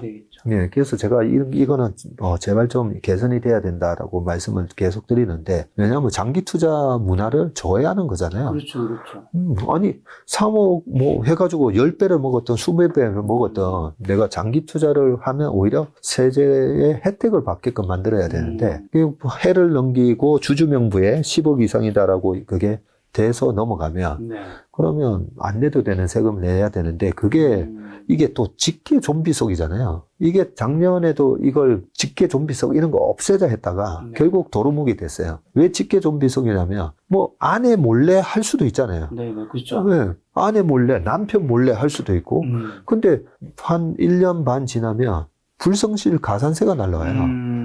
뭐지 나 에코프로 10억 안 되는데 했더니 10억은 뭐야 나 3억밖에 안 되는데 라고 했더니 아버지도 가지고 계시고 어머니도 가지고 계시고 내 아내도 가지고 다 알고 있을 테니까 네. 그렇게 생각하시는 거겠죠. 우리 애도 한 3천만 원어치 사는 거고 사실상 누가 뭐 가지는지 잘 모르죠. 요즘 같은 시대에. 요즘 같은 시대에 프라이버시 가족 간의 프라이버시도 중요시하는데 그러다 보면 10억이 넘어서 나중에 이 전 가족이 세금을 내야 되나 그런 현상이 있다 보니까 팔게 되어 있습니다. 그런 이슈가 있으니까요. 좀 장기적인 안목으로 주식을 투자하시는 분도 그런 수급의 요인이 있다라는 걸 생각하시고, 특히 9월 달에는 추석 때문에, 추석의 명절 효과 때문에 일시적으로 조정받는 현상, 그리고 10월, 11월로 넘어가면서는 대주주 과세 효과, 요걸 좀 잘 이용하시라는 거죠. 네. 배터리 셀 쪽은요, 그러면? 대형주? 셀 쪽이, 이 부분도 보시면 지금 CATL 같은 경우에 중국의 CATL이 올해 연초 이후 몇 퍼센트 정도 올랐겠습니까? 한 4% 올랐어요. 거의 못 올랐네요. 네. 거의 못 올랐습니다. 한때는 중국의 전기차 의 성장세 때문에 어마어마하게 이제 올랐었죠. 어마어마하게 올랐다가 올해는 보니까 영 힘을 못 쓰고 있어요. 네. 그런데 우리가 뭐 잘 아시다시피 CATL이 만드는 제품하고 또 국내에 아주 우수한 그런 배터리를 만드는 거랑 좀 기술적인 차이가 있다 하더라도, 우리가 잘 보시면 그 핸드폰에 보면 보조 배터리 많이 있잖아요. 보조 배터리 보면 전부 중국산이에요. 맞아요. 그죠? 네. 네. 우리가 이 핸드폰에 들어가는 리튬 이온 배터리도 우리가 1등이었죠. 네. 이 리튬 이온 배터리도 우리가 1등이었는데, 언제부턴가 보면 이 보조 배터리 이래 보면 샤오미, 미 있고, 그죠? 전부 메이드 인 차이나예요. 근데 이 보조 배터리의 성능이 얼마나 지금 삼성에 장착되어 있는, 내재되어 있는 배터리랑 성능 비교 안 하시잖아요. 그냥 충전만 되면 되잖아요.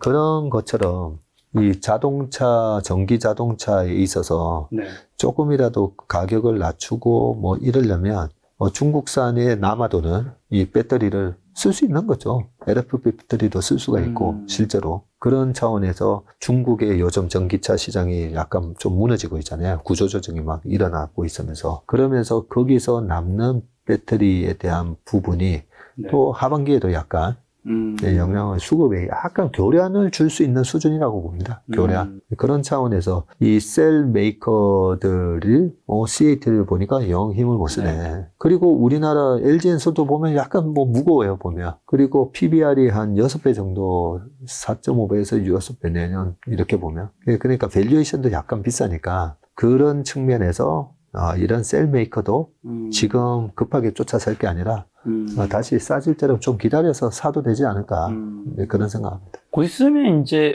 기업도 2분기 실적 때 다 나오잖아요. 네. 좀 이번에는 좀 어떻게 보시나요?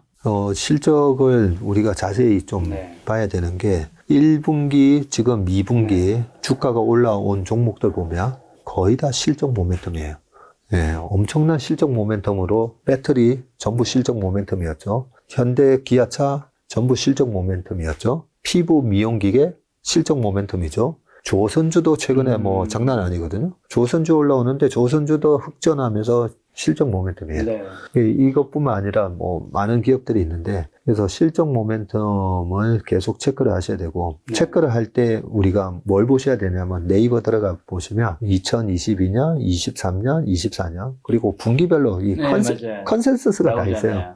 그래서 내가 투자하려고 하는 기업의 컨센서스는 얼마고 실제는 얼마 나올 것 같은지, 그런 애널리스트들의 리포트를 보면 컨센보다 좋게 보는 애널리스트가 있고 나쁘게 보는 애널리스트가 있는데, 그 분야에서 이제 베스트 애널리스트, 오랫동안 조금 신뢰를 할 수 있는 애널리스트가 있다면 그분들의 리포트를 보면서 컨센보다 이번에 좀 좋게 나오겠네라고 하는 그런 업종을 잘 보셔야 될 것 같고, 최근에 보면 유가도 많이 빠졌죠. 많이 빠졌다가 지금은 다시 이제 77불까지 와 있는데, 주유소 가서 기름 넣으려다 보면 저는 당연히 이제 10만 원을 넣으면 조금 모자랄 줄 알았는데 93,000원에서 멈추더라고요. 그런 거 보면 우리가 가처분 소득이 생기고 있다라고 보시면 돼요. 작년에 유가가 그렇게 올라가니까 10만 원 넣으니까 6칸, 7칸 될 때도 있더라고요. 너무 많이 올랐어. 네. 그러면 13, 14만 원을 넣게 되면 내가 쓸 돈 4만 원이 없어지는 거잖아요. 그게 가처분 소득이 이제 줄어든 효과가 있는데 최근에 이제 유가도 많이 좀 떨어져 있는 상황이고 그러면 뭐니 해도 조금 소비가 늘어나지 않을까. 네, 그걸 보는 게 맞는 것 같고요. 최근에 저희가 이제 세미나 한 내용을 하나 말씀드리면 미국의 항공주들이 주가가 좋잖아요. 네. 그런데 리오프닝이나 이런 것들이 늦어지다 보니까 실제로 항공기에 대한 소위 말하는 항공기 추가 구매 이런 게 굉장히 소극적이었어요. 그리고 우리나라 같은 경우에는 아시아나가 대한항공으로 인수가 됐고요. 그러면 보통은 이렇게 인수를 하면 구조조정을 하잖아요. 근데 항공사 노조가 세기 때문에 구조조정을 잘 못하죠, 보면. 그런데 리오프닝이 되면서 항공 편수가 증편이 되고 노선도 다시 많이 열리게 되고 그러면 당연히 비행기를 다시 사야 돼요. 그렇죠. 예, 리스 계약을 해서든 어쨌든 늘려야 되는데 아시아나를 구조조정을 늘리지만 않아도 구조조정이 되는 효과가 있어요. 네, 그런 부분이 있기 때문에 대한항공 아시아나는 캐파를 확장하는 거에 좀 소극적이더라고요. 그리고 저가 항공 LCC 같은 경우에는 이번에 망할 뻔했잖아요. 실제로 망하는 회사도 나왔고 네, 플라이 강원 뭐 이런 데는 실제로 망했어요.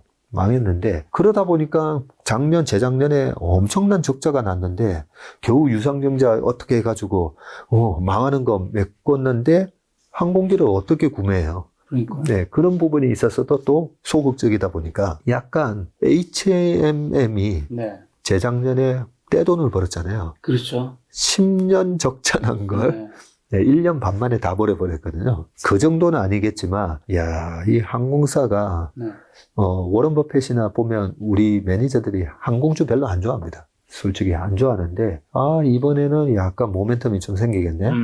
네, 계속 이 세계에서 가장 큰 수요 중에 하나가 중국인들의 요커들이 여행이거든요. 그 요커들이 작년까지 못 나왔었잖아요. 근데 이 요커들이 지금 쏟아져 나오기 시작하는데 그런데 실제로 항공사들이 증편이라든지 항공기 구매에 대해서 소극적이었기 때문에 약간 이 수급이 안 맞겠더라고요. 수급이. 우리가 그 반도체를 하든 경기 소비재를 하든 저희 펀드 매니저들이 항상 얘기하는 건데 수요가 얼마나 폭발적으로 터지고 수요가 얼마나 떨어질지에 대한 거는 예측을 못해요. 못하는데 공급은 알 수가 있잖아요. 그렇죠. 그래서 항상 공급을 체크하고 있으라고 하거든요. 그래서 반도체도 저희가 최근에 공급 체크하고 삼성전자가 감산한다고 했을 때부터 주가가 올라간 이유도 공급이 그만큼 중요하거든요. 그런 측면에서 지금 항공사들의 캐파를 이렇게 한번 쭉 체크해 봤더니 이거 잘하면 올해 하반기 내년 내내 잘하면 쇼티지가 되겠구나. 그럼 쇼티지가 되면 어떤 현상이 일어나냐면 가격이 올라가죠. 올라가겠죠. 네.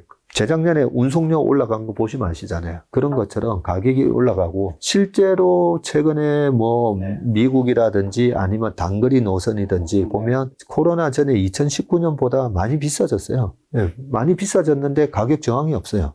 왜냐면 가야 되니까. 그렇죠. 티켓 가격이 옛날이랑 다르더라고요. 제주도나 일본 갈 때 보면. 그죠. 제주도 가는 게 뭐 싼 거는 5만 원이었는데 지금은 7만 원, 10만 원 줘야 되고. 옛날에는 뭐 왕복에 10만 원이면 충분히 갈 수 있을 타임도 있었는데. 네. 그래서 지금은 그렇게 가격이 제가 보니까 19년도 대비해서 분명히 가격이 30에서 70% 올랐는데도 가격 저항 없이 지금 막 수요가 나오는 모습이라서 이런 부분이 하반기 내년 좋을 것 같고 여기서 이제 미국 종목은 보면 그동안에 보잉 같은 경우가 737 맥스 그 사고 기종이라 가지고 그동안 많이 못 팔았었거든요. 그러면서 이 많이 그동안에 저조했던 부분이 지금은 막 이제 주문이 조금이라도 빨리 이제 한 대씩 줘라는 모습이 내년에 막 나올 것 같아요. 왜냐하면 이제 항공사들이 돈을 벌기 시작하면 그 번 돈으로 이제 또 추가 구매를 할 거니까요. 그런 모습이 이제 내년, 내후년까지 이어진다고 보면 미국의 보잉 같은 회사도 좀 유망하게 봐도 되지 않을까 생각합니다. 그럼 보잉 얘기하면서 미국 얘기해 주셔서 미국 주식 쪽에서 좀 좋게 보시는 것들은 좀 있을까요? 미국 주식은 보면요. 참 미국 정부가 지켜주는 데다가 위기 상황이 와도 페드가 돈을 찍어가지고 다 살려주다 보니까 미국 주식은 참 매력적인 부분이 많은데 미국 주식 물어보셨으니까 최근에 어떤 분이 저한테 이제 감사하다고 뭐 했는데 카니발 크루즈다. 하더라고요. 근데 제가 저분 그냥 카니발 한 종목만 계속 산다라고 저한테 작년에 얘기하셨거든요. 네. 근데 작년에 경기가 얼마나 안 좋았어요. 네, 페드가 금리 올리면서. 올 초에 카니발 크루즈가 6불까지 떨어졌거든요. 6불이요? 네, 근데 그분은 계속 들어오는 소득이 있다 보니까 그냥 자기는 계속 산대요. 그래서 저렇게 사도 되나? 그런데 그 6불이 지금 18불까지 올라갔어요. 그래서 한 방에 이제 보셨는데, 그래서 제가 요 얘기를 말씀드리는 이유가 우리가 주식 투자를 하실 때 너무 기웃거리면서 이제는 지금 이쪽인가 하고 막 쫓아가고, 근데 제가 잔치집 얘기를 많이 하잖아요. 네, 잔치집에 일찍 가야 된다고요. 끝물에 가면 어떻게 된다고요? 먹을 게 없죠. 네, 먹을 것도 없고 주인이 잡는다는 거죠. 어딜 가? 설거지하고 가야지.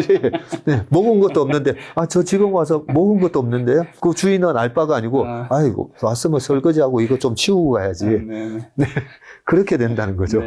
그래서, 우리가 너무, 이번에는 이건가? 이번에는 저건가? 그동안에 올라간 주가만 보고, 그렇게 쫓아다니지 마시고요. 한 종목을 깊게 파보는 게 중요한데 그 종목으로 감사합니다라고 얘기하신 분한테 제가 얘기한 게 있어요. 세계 1등을 사셨기 때문에 그런 거라고요. 카니발 크루즈가 전 세계에서 크루즈, 엄청난 그 고급 크루즈가 100대가 있어요. 그리고 2등이 50대, 3등이 한 25대, 노르웨이지안, 로열 크루즈 이런 식인데 세계 1등을 샀기 때문에 이제 중국 요커들도 나오고 막 하면서 리오프닝이 시작되면서 진짜 살아나나 했을 때 가파르게 오른다는 거죠. 그런 측면에서 미국 기업인데 세계 1등 하는 기업. 그런 측면에서 최근에 보면 페이스북 많이 빠졌었잖아요. 그렇죠. 메타.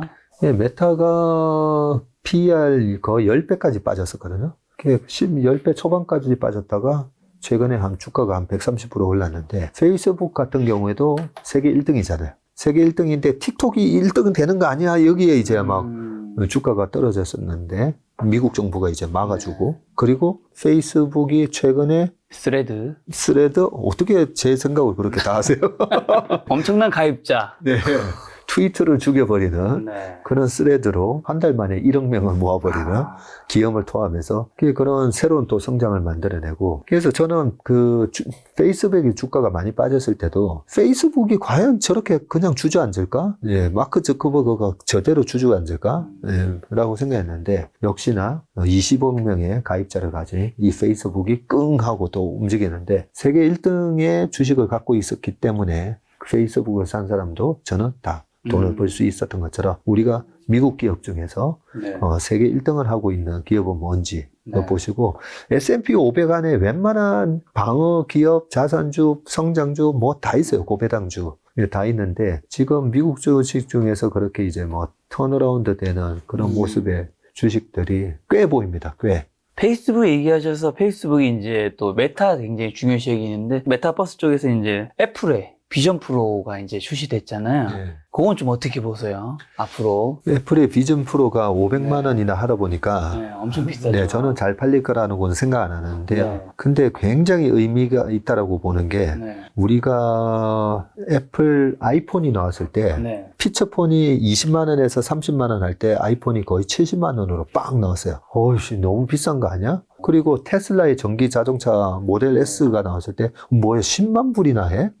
근데 그 전에 GM의 볼트 되게 싸구려로 만들었었어요. 그래서 어떤 제품이든 혁신 기업은 저는 프리미엄급 제품으로 출시가 돼야 그 시장이 열린다고 봅니다. 그런 측면에서 그동안의 오큘러스 이런 거 보면 가격은 뭐 20만 원, 30만 원대인데 이번에 애플에서 비전 프로 하면서 고가 사양으로 확 낸 거거든요. 그러면 이제 이 고가 사양이 가지고 있는 기능을 얼마나 싸게 공급하느냐에 따라서 대중화가 되는 거거든요. 그런 측면에서 저는 의미가 있다고 보고 이 비전 프로를 통해서 우리가 그동안 한 10년 동안 기다렸던 정말 메타버스 세상을 열 수 있는 인프라가 이제 구축이 된다라고 보고 있습니다. 그랬을 때 가장 수혜를 보는 기업은 누굴까? 페이스북이지 않을까. 그리고 그 메타버스가 열광을 했었던 2021년을 보니까 그때 메타버스 하면 로블록스. 로블록스가 뭐지 했더니 아니 우리 애들 7살짜리 우리 애도 저거 하고 있어요. 11살짜리 우리 아들이 그 로블록스 들어가서 게임하고 있어요. 그랬던 기억이 나는데 그래서 제가 최근 3년 동안에 이 로블록스의 매출이 과연 계속 증가를 하고 있는지 봤더니 계속 고성장하고 있더라고요. 고성장하고 있는데 주가만 80% 빠졌죠. 네, 이렇다면 야 이게 잘하면 20년 전에 혹시 페이스북 아닌가? 네, 뭐 이런 생각을 하면서 네. 로블록스 같은 경우를 실제로 메타버스 세상이 열렸을 때 하나의 강력한 네, 후보군으로 네, 네. 그렇게 관심을 갖고 보고 있습니다. 말씀하신 아까 전에 테슬라는요? 이제 굉장히 많이 오르는 지금은 앞으로 어떻게 보실지 궁금하네요. 주가가 많이 빠져 있을 때는 제가 막 오히려 신이 나서 웬만한 주식은 사도 네. 네, 다 먹을 수 있으니까. 그러니까 돌아보면 말씀을 참 드렸는데. 그때가 샀어야 될 그쵸. 텐데 그때는 참 다 공포에 빠져서. 그러니까요. 근데 테슬라는 결론부터 말씀드리면 테슬라도 중립이에요. 근데 참 특이한 게 2020년 5월 달에 제2의 애플 아마존은 테슬라인 것 같습니다 하면서 그 이후로 주가가 5배 오를 동안 테슬라를 이거 너무 비싼데 690불 이상에 제가 3분의 1 팔았다고 여기 와서도 말씀드렸을 때 그랬더니 그때는 뭐 테슬라를 이런 건 10년 가져가야지 왜 파냐 이런 얘기도 막 나오셨는데 그러다가 작년에 테슬라가 네. 170불 밑으로 떨어졌을 때요. 그때 690불이면 3분의 1로 따져보면 한 230불 했을 때네요. 230불 이상에서는 판다고 이제 뭐라 하는 그런 것들이 있었는데 오히려 이제 작년에 170불, 150불 이래 떨어질 때 저희가 막 샀더니 어떤 고객은 또 테슬라를 이 가격에 또 산다고 막 뭐라 하시는 거예요. 산다고. 네. 산다고 막 뭐라 하셨어요. 그러고 나서 지금 270불에 와 있는데 지금 270불은 중립입니다. 중립이고 저는 테슬라를 어떻게 매매를 할 생각이냐면요. 그동안 3년 동안에도 비쌀 때는 팔고 쌌을 때 다시 샀었지만 지금 여기서 중립인데 앞으로 2, 3년 동안의 그림을 그려보면요. 테슬라가 작년 12월 달 그리고 올 초까지 특히 작년 12월 달에 테슬라 주가가 101불까지 떨어지는데 왜 떨어졌냐면요. 네. 테슬라의 앨런 머스크가 테슬라 주식을 팔았어요. 그렇죠. 팔았죠. 기억나시죠? 네네. 그거 왜 팔았었죠? 트윗 아니었나요? 맞습니다. 네네. 우리 김 작가님은 이제 완전 고수야. 네, 다 기억하고 계시는데 트위터 때문에 팔았다는 거죠. 본인이 뭐 밀당하다가 어떻게 하다가 트위터를 그냥 다 샀어야 되는 상황이 됐잖아요. 트위터 자금을 마련하기 위해서 테슬라 주식을 팔았어요. 여기서 약간 스텝이 꼬였죠. 일론 머스크가. 그런데 최근에 트위터가 지금 저커버그의 스레드 때문에 이거 거의 뭐 비슷한 거죠. 일론 머스크가 트위터를 인수하고 나서 사람을 75%로 잘라버렸거든요. 야, 집에 가 하면서 보내버렸더니 그 인력이 어딜 갔겠어. 그 인력이 다 스레드로 가가지고 분노의 마음으로. 네, 그래? 한번 너 죽어봐 하면서 엄청 열심히 일하고 있겠죠. 지금 그렇게 가 있는 상황이라서 이 저커버그랑 일론 머스크랑 지금 한판 뜨냐가 현피? 그런 걸 뭐 현피라 하나요? 맞아. 둘이 격투기 시합 뭐 하냐 마냐로 뭐 하면 너무 재밌을 것 같아. 네, 하면 진짜 흥행 끝장날 것 같은데 근데 그게 중요한 게 아니라 지금 제가 보니까 이미 졌어요. 앨런 머스크가 졌어요.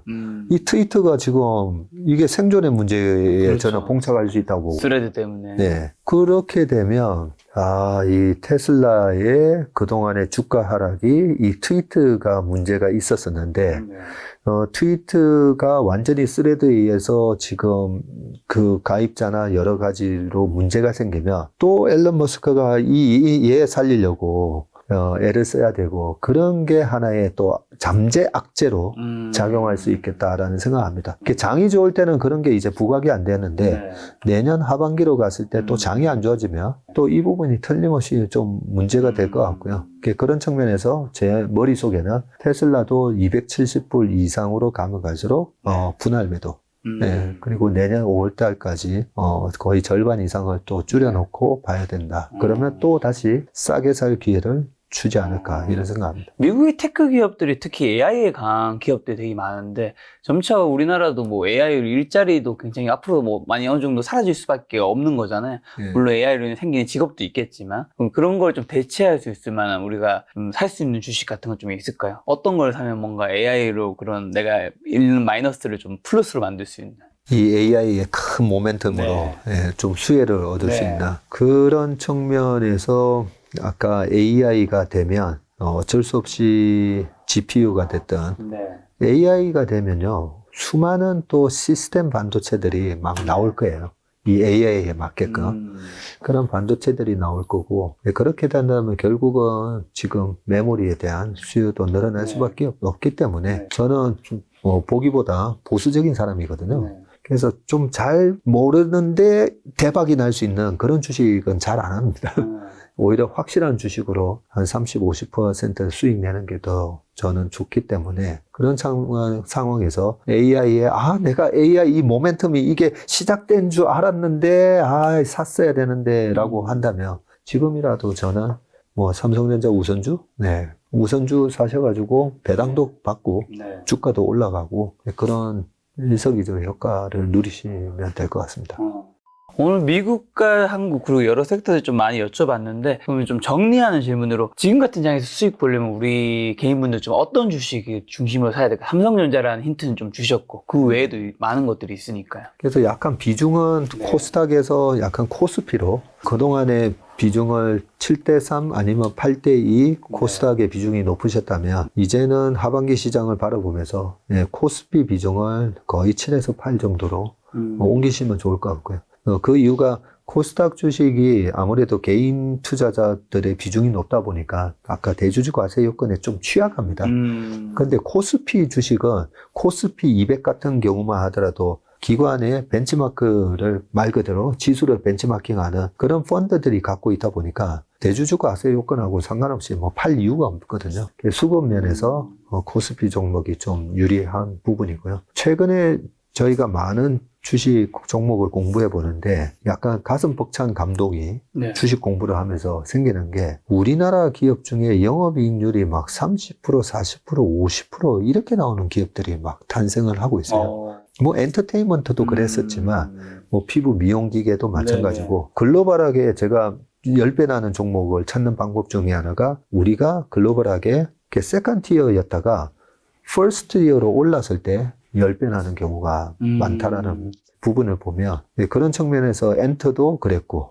피부 미용 기계도 미국의 인모드 같은 회사가 있지만 우리나라 회사가 성능도 좋고 가격이 70% 60%밖에 안 돼? 가성비. 네, 가성비. 이런 측면에서 이제 올라가는 부분이기 때문에 영업이익률이 20% 이상이 되면서 그 영업이익률이 왜 중요하냐면 요 말씀만 좀 마지막으로 드릴게요. 저한테도 그냥 벤처기업 한다고 찾아오는 분들도 있고 상장사에서도 와서 IR을 하는 경우가 있는데 우리 회사는 정말 세계적인 기술을 가지고 있습니다.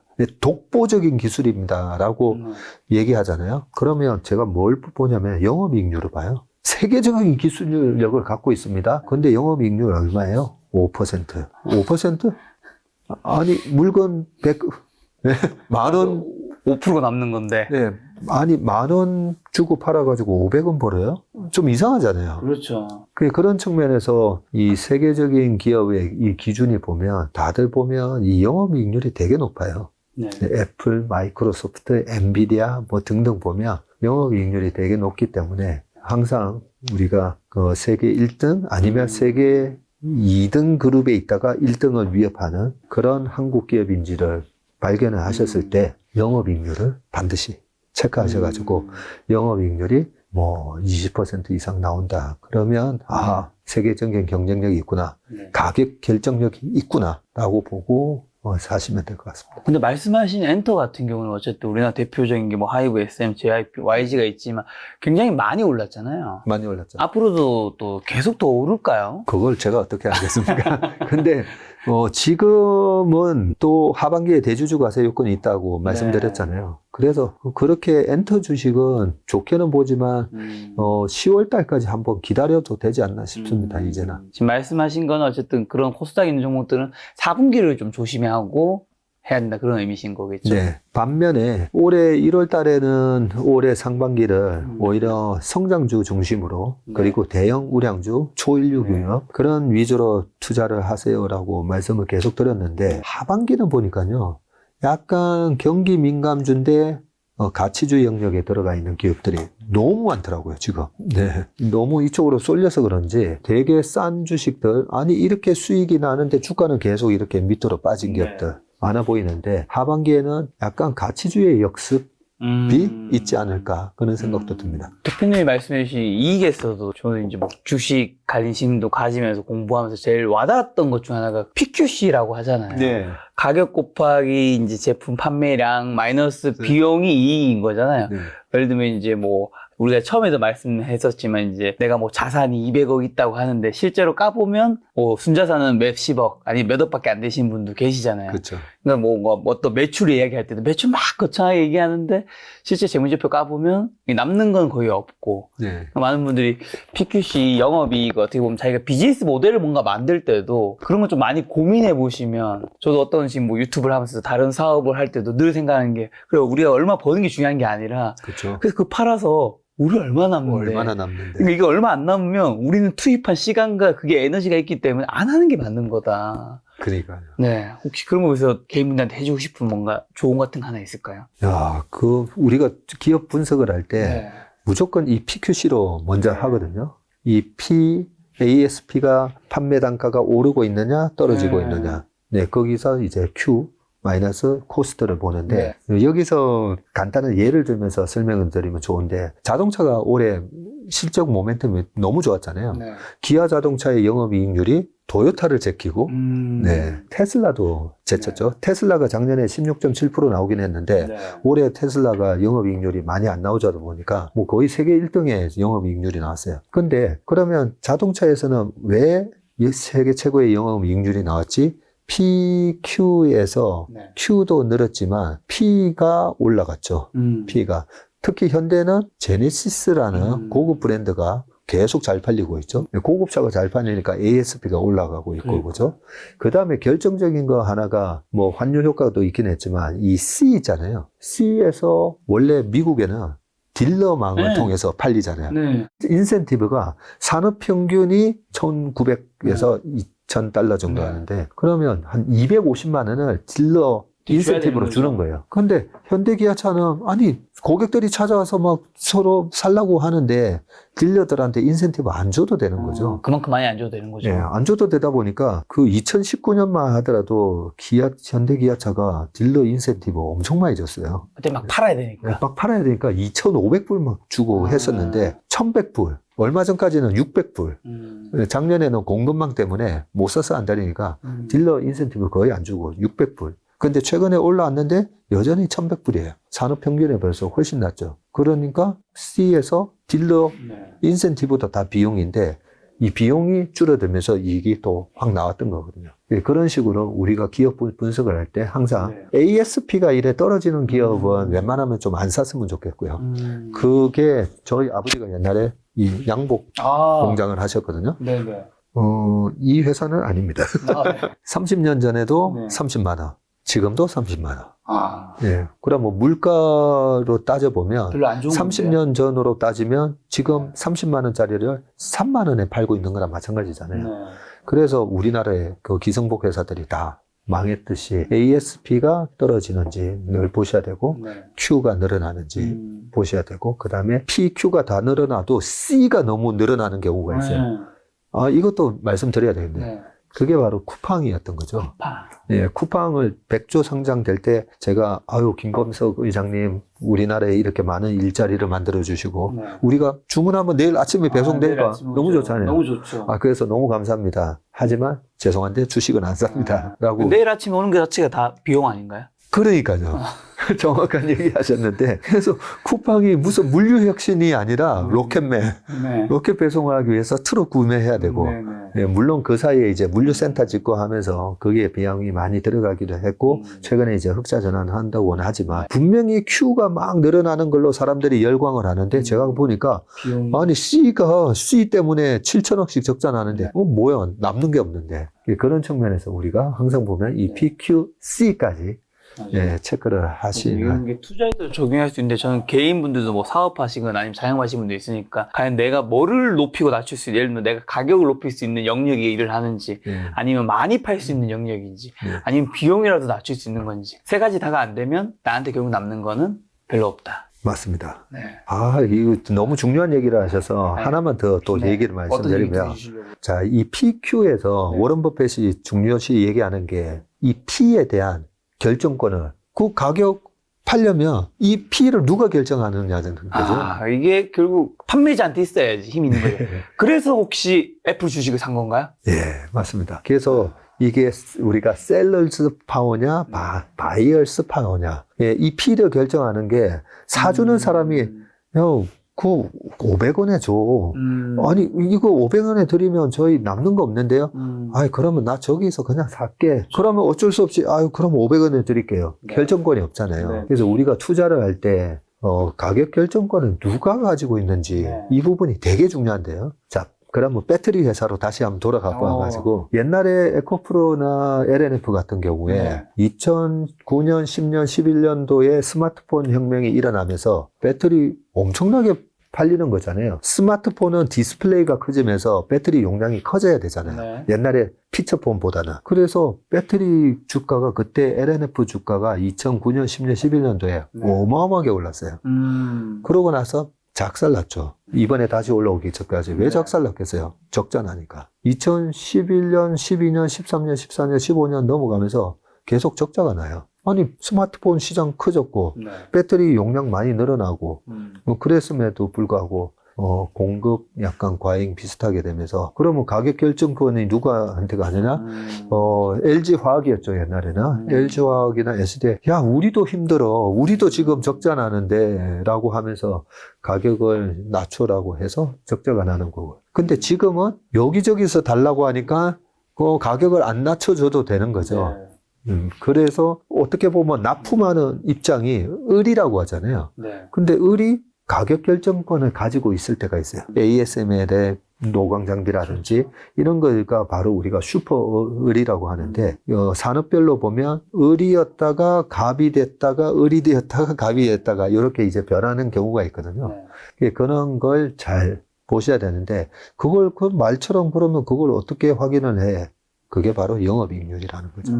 2017년, 18년도에 그 하이닉스가 60조 매출에 20조 이익이 났어요, 영업이익이. 아니, 60조 매출에 20조 매출, 영업이익이니까 엄청나죠? 엄청나네요. 네, 33% 영업이익이잖아요. 한때 막 50%를 찍기도 하는데, 그 말은 제발 좀 줘. 그때 데이터 센터뿐만 아니라 이 전자상거래 업체들이 엄청난 데이터 센터에 투자하고 거기다가 또 가상화폐 한다고. 가상화폐 거래소들이 전 세계에 막 중국에만 한 400개 막 생기고. 그러면서 그냥 구매해. 가격이 막 디램 가격이 계속 올라가는데 야 그냥 그냥 그 돈 주고 사. 이렇게 되는 거죠. 그렇게 공급 과잉이냐 수요 초과냐 이런 거에 따라서도 갑과 을의 위치가 변하니까 우리가 항상 갑을 관계 얘를 P의 가격 결정권을 누가 갖고 있는지 그걸 확인하시고 그걸 확인하는 가장 좋은 방법은 영업이익률을 보는 거다. 그 이야기가 어떻게 보면 삼성전자의 감산이 결국에는 앞으로 가면 갈수록 삼성전자 이런 반도체에서의 가격 결정권이 좀 더 가는 쪽으로 받아들여도 되는. 천재 같은 얘기를 하셨는데요. 감산을 확 해버리면서 너네들 지금 자꾸만 가격 깎으라고 하는데 나중에 물량 못 줄 수도 있어라는 대한 경고였거든요. 그래서 삼성전자의 감산이 어떻게 보면 이 갑을 관계를 가격 결정권을 바꾸는 그런 하나의 계기였다라고 생각합니다. 이 PQC와 영업이익에서 다 연결되어 있네요. 모든 것들. 그냥 기업이 결국 실적이 주가를 만드는 거일 테니까요. 그러니까요. 가시기 전에 또 먼 걸음 와주셨으니까 이 대표님의 이 요책, 고수들의 투자차 요책 홍보도 좀 도와드려야 되니까 여기서 대표님의 이제 투자자의 이제 관점과 원칙도 얘기하시는데 뭐 몇 가지가 있는데 한 가지만 여쭤보면 글로벌 시선에서 넓게 보라 관점이 있어요. 요거 어떤 이야기인지 알려주신다면? 네, 그건 너무 중요한 겁니다. 우리가 투자를 할 때 그 기업의 재무제표만 이렇게 뜯어봐가지고는 수익이 안 나죠. 네, 좀 큰 관점에서 봐야 되는데. 자, 아까 왜 삼성전자의 파운드리 사업이 앞으로 부각될 수 있는지 그런 지정학적인 그런 관계 속에서 TSMC를 어느 정도 보조할 수 있는 파운드리를 글로벌 빅테크들은 만들려고 하는구나. 이런 글로벌한 시각도 중요하고. 뭐, 예를 들면요. 2017년도에는 한국에 전쟁 나는 거 아니야? 네. 트럼프랑 북한의 김정은하고 막 으르렁거렸잖아요. 근데 그런 것도 글로벌 관점에서 보면 한국에 전쟁이 날 수가 없죠. 뭐 그런 것도 있고. 그 다음에 애플하고 마이크로소프트랑 이런 생태계를 보면 글로벌한 관점에서 보면 이 생태계가 지금 짜여 있죠. 소위 말하는 밸류 체인이라는 게. 그러면 애플에는 밑에는 LG그룹이 LG노텍하고 쭉 연결이 돼 있고, 삼성 같은 경우에도 미국의 빅테크 기업들의 데이터 센터에 들어가는 메모리라든지 이런 거를 갖다가 하고, 그런 식으로 글로벌하게 이 밸류 체인이 딱 되어 있는 거거든요. 그런 관점에서 보면 이번에 페드가 금리를 올리는 게 정말 경제를 망가뜨리려고 하는 건가, 뭐 이런 부분도 글로벌한 관점에서 보면 다 좀 해석이 됩니다. 예, 그런 차원에서 우리가 주식을 볼 때 아주 마이크로한 기업의 실적, PQC도 봐야 되지만 큰 관점에서 지금 일어나고 있는 일들이 어떻게 우리한테 영향을 줄까, 뭐 이런 좀 차원도 봐야 되고요. 또 하나 조금만 예를 들면 유가가 이제 확 떨어졌잖아요. 최근에 130불에서 뭐 70불까지 떨어지고, 그러면서 지금 무역 수지가 개선되죠. 그러면 한국은행에서 금리를 올리고 내리고 보다도 더 중요한 게 무역 수지에 따라서 우리나라의 한 해 무역 수지가 뭐 50조, 70조 이렇게 생길 수가 있거든요. 그럼 엄청난 유동성 랠리가 오게 되죠. 그러면 유가가 떨어지면 경기가 안 좋으니까 유가 떨어지잖아요. 근데 경기가 안 좋아서 유가는 박살났는데 그 다음 해 보면 주가가 날아가요. 왜 그렇지? 라고 보면 유가가 떨어지니까 기업들의 제조 원가도 떨어지고 개인들의 가처분 소득이 오히려 늘어나고 우리나라 무역 수지가 좋아지면서 엄청난 유동성 장세가 형성이 되고, 그 유동성은 주식시장으로 올 것이고, 주식시장으로 오르고, 페드가 돈을 저렇게 찍어대면 그 돈이 결국은 한국의 수출 기업으로 들어올 거고, 뭐 이런 좀 글로벌한 관점을 갖고 주식 투자를 할 필요가 있다는 얘기를 해봤습니다. 관점에서 한 가지 말씀해 주신데, 원칙에서 한 가지가 현금을 들고 있어라. 투자의 제1원칙 자금 관리. 네, 이게 너무 중요합니다. 내가 그 주식을 정말 제대로 봤는데 근데 신용을 쓰다가 중간중간에 있는 그 변동성에 털리면 너무 억울하잖아요. 그래서 주식 투자하는 데 있어서 제일 중요한 거는 자금 관리입니다. 자금 관리. 언제든지 어떠한 내가 생각하지 못했던 위기 상황이 왔을 때도 내 계좌가 위험하지 않게끔. 그리고 내가 예측치 못했던 위기 때문에 내가 좋아하는 주가가 싸졌을 때 이렇게 싸게 살 수 있는 또 기회를 주네 하면서 살 수 있는 그런 현금을 언제든지 마련을 해놓을 필요가 있다라는 얘기를 해놓은 겁니다. 대표님 이번에 집필하신 책이 또 인터뷰 책이기에 마지막에 이 문제 하나만 여쭤보려고 하는데요. 투자란 직접 돈을 벌지 않아도 돈 잘 버는 기업에 투자해서 기업이 돈을 벌도록 하는 거죠. 저는 좋은 기업을 판별할 때 좋은 비즈니스 모델과 경영진 두 가지를 봅니다. 얼마나 소비자들에게 사랑받을 수 있는 기업인지를 보는 거예요. 그런 기업들은 경영진이 지대한 영향력을 미치잖아요. 따라서 경영진의 덕목을 보죠. 열린 경영을 하는지, 기업가 정신이 있는지, 사회적 책임감이 있는지 등을 따져보는 거예요. 라고 이제 주식농부 박영호 대표님의 말씀이 이제 정리되어 있는데, 사실 이것만 보면 너무 당연한 말이거든요. 이렇게 하면 될 것 같고요. 근데 실상 내가 투자하려고 하면 굉장히 저는 주식이 어렵다고 생각하는데, 이게 너무 당연한 이야기가 우리가 실제로 하려고 하면 왜 이렇게 주식이 어려운 걸까요? 그거 참 중요한 얘기를 해주셨는데, 우리가 비즈니스 모델을 이해해야 되고, 또 하나는 경영진에 대한, 이게 CEO 밸류라고 하거든요. 이게 CEO가 얼마나 도덕적이고 열정적이고 그런 부분인데, 워런 버핏이 스티브 잡스가 있었을 때 애플을 사지는 않았어요. 맞아요. 스티브 잡스 돌아가시고 팀 쿡 CEO가 됐을 때 샀죠. 그러면 팀 쿡과 스티브 잡스는 어떤 차이지? 스티브 잡스는 천재. 팀 쿡은 엄청난 관리자. 네, 정말 철두철미한 관리자의 이미지잖아요. 그래서 팀 쿡을 통해서 믿음이 있는 거죠. 앞으로 이 회사에 내가 예상치 못한 돌발적인 행동은 없을 거다라는 그 믿음.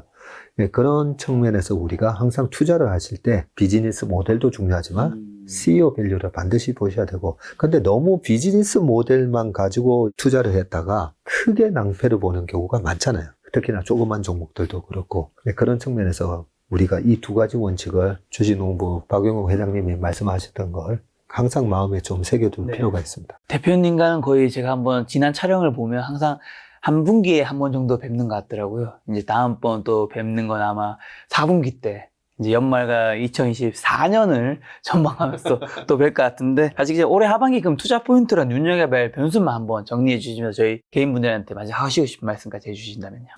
저는 항상 수급 네. 네. 영향을 받는 되는 리스크를 말씀을 많이 드리니까요.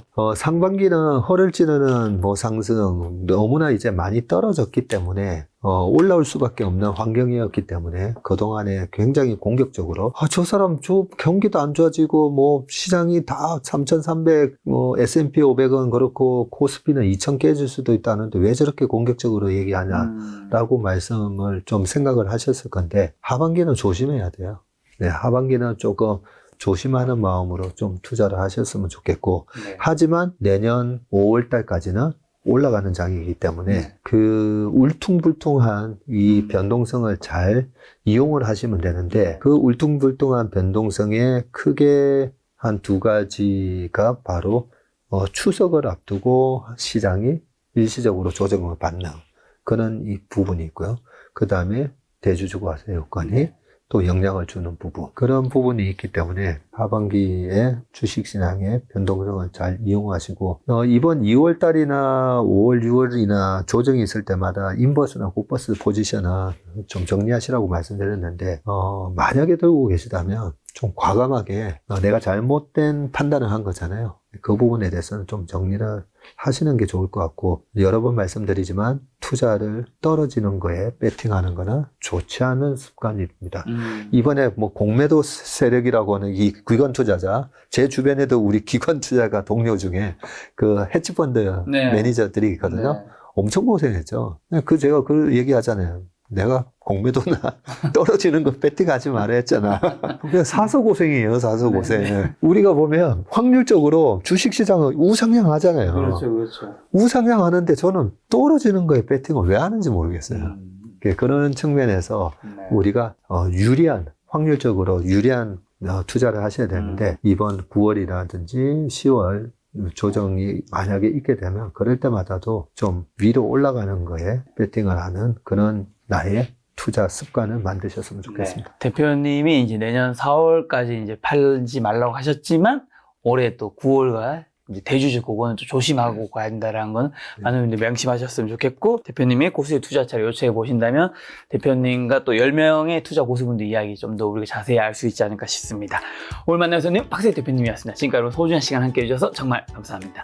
오늘도 김 작가였습니다. 고생 많으셨습니다. 고맙습니다.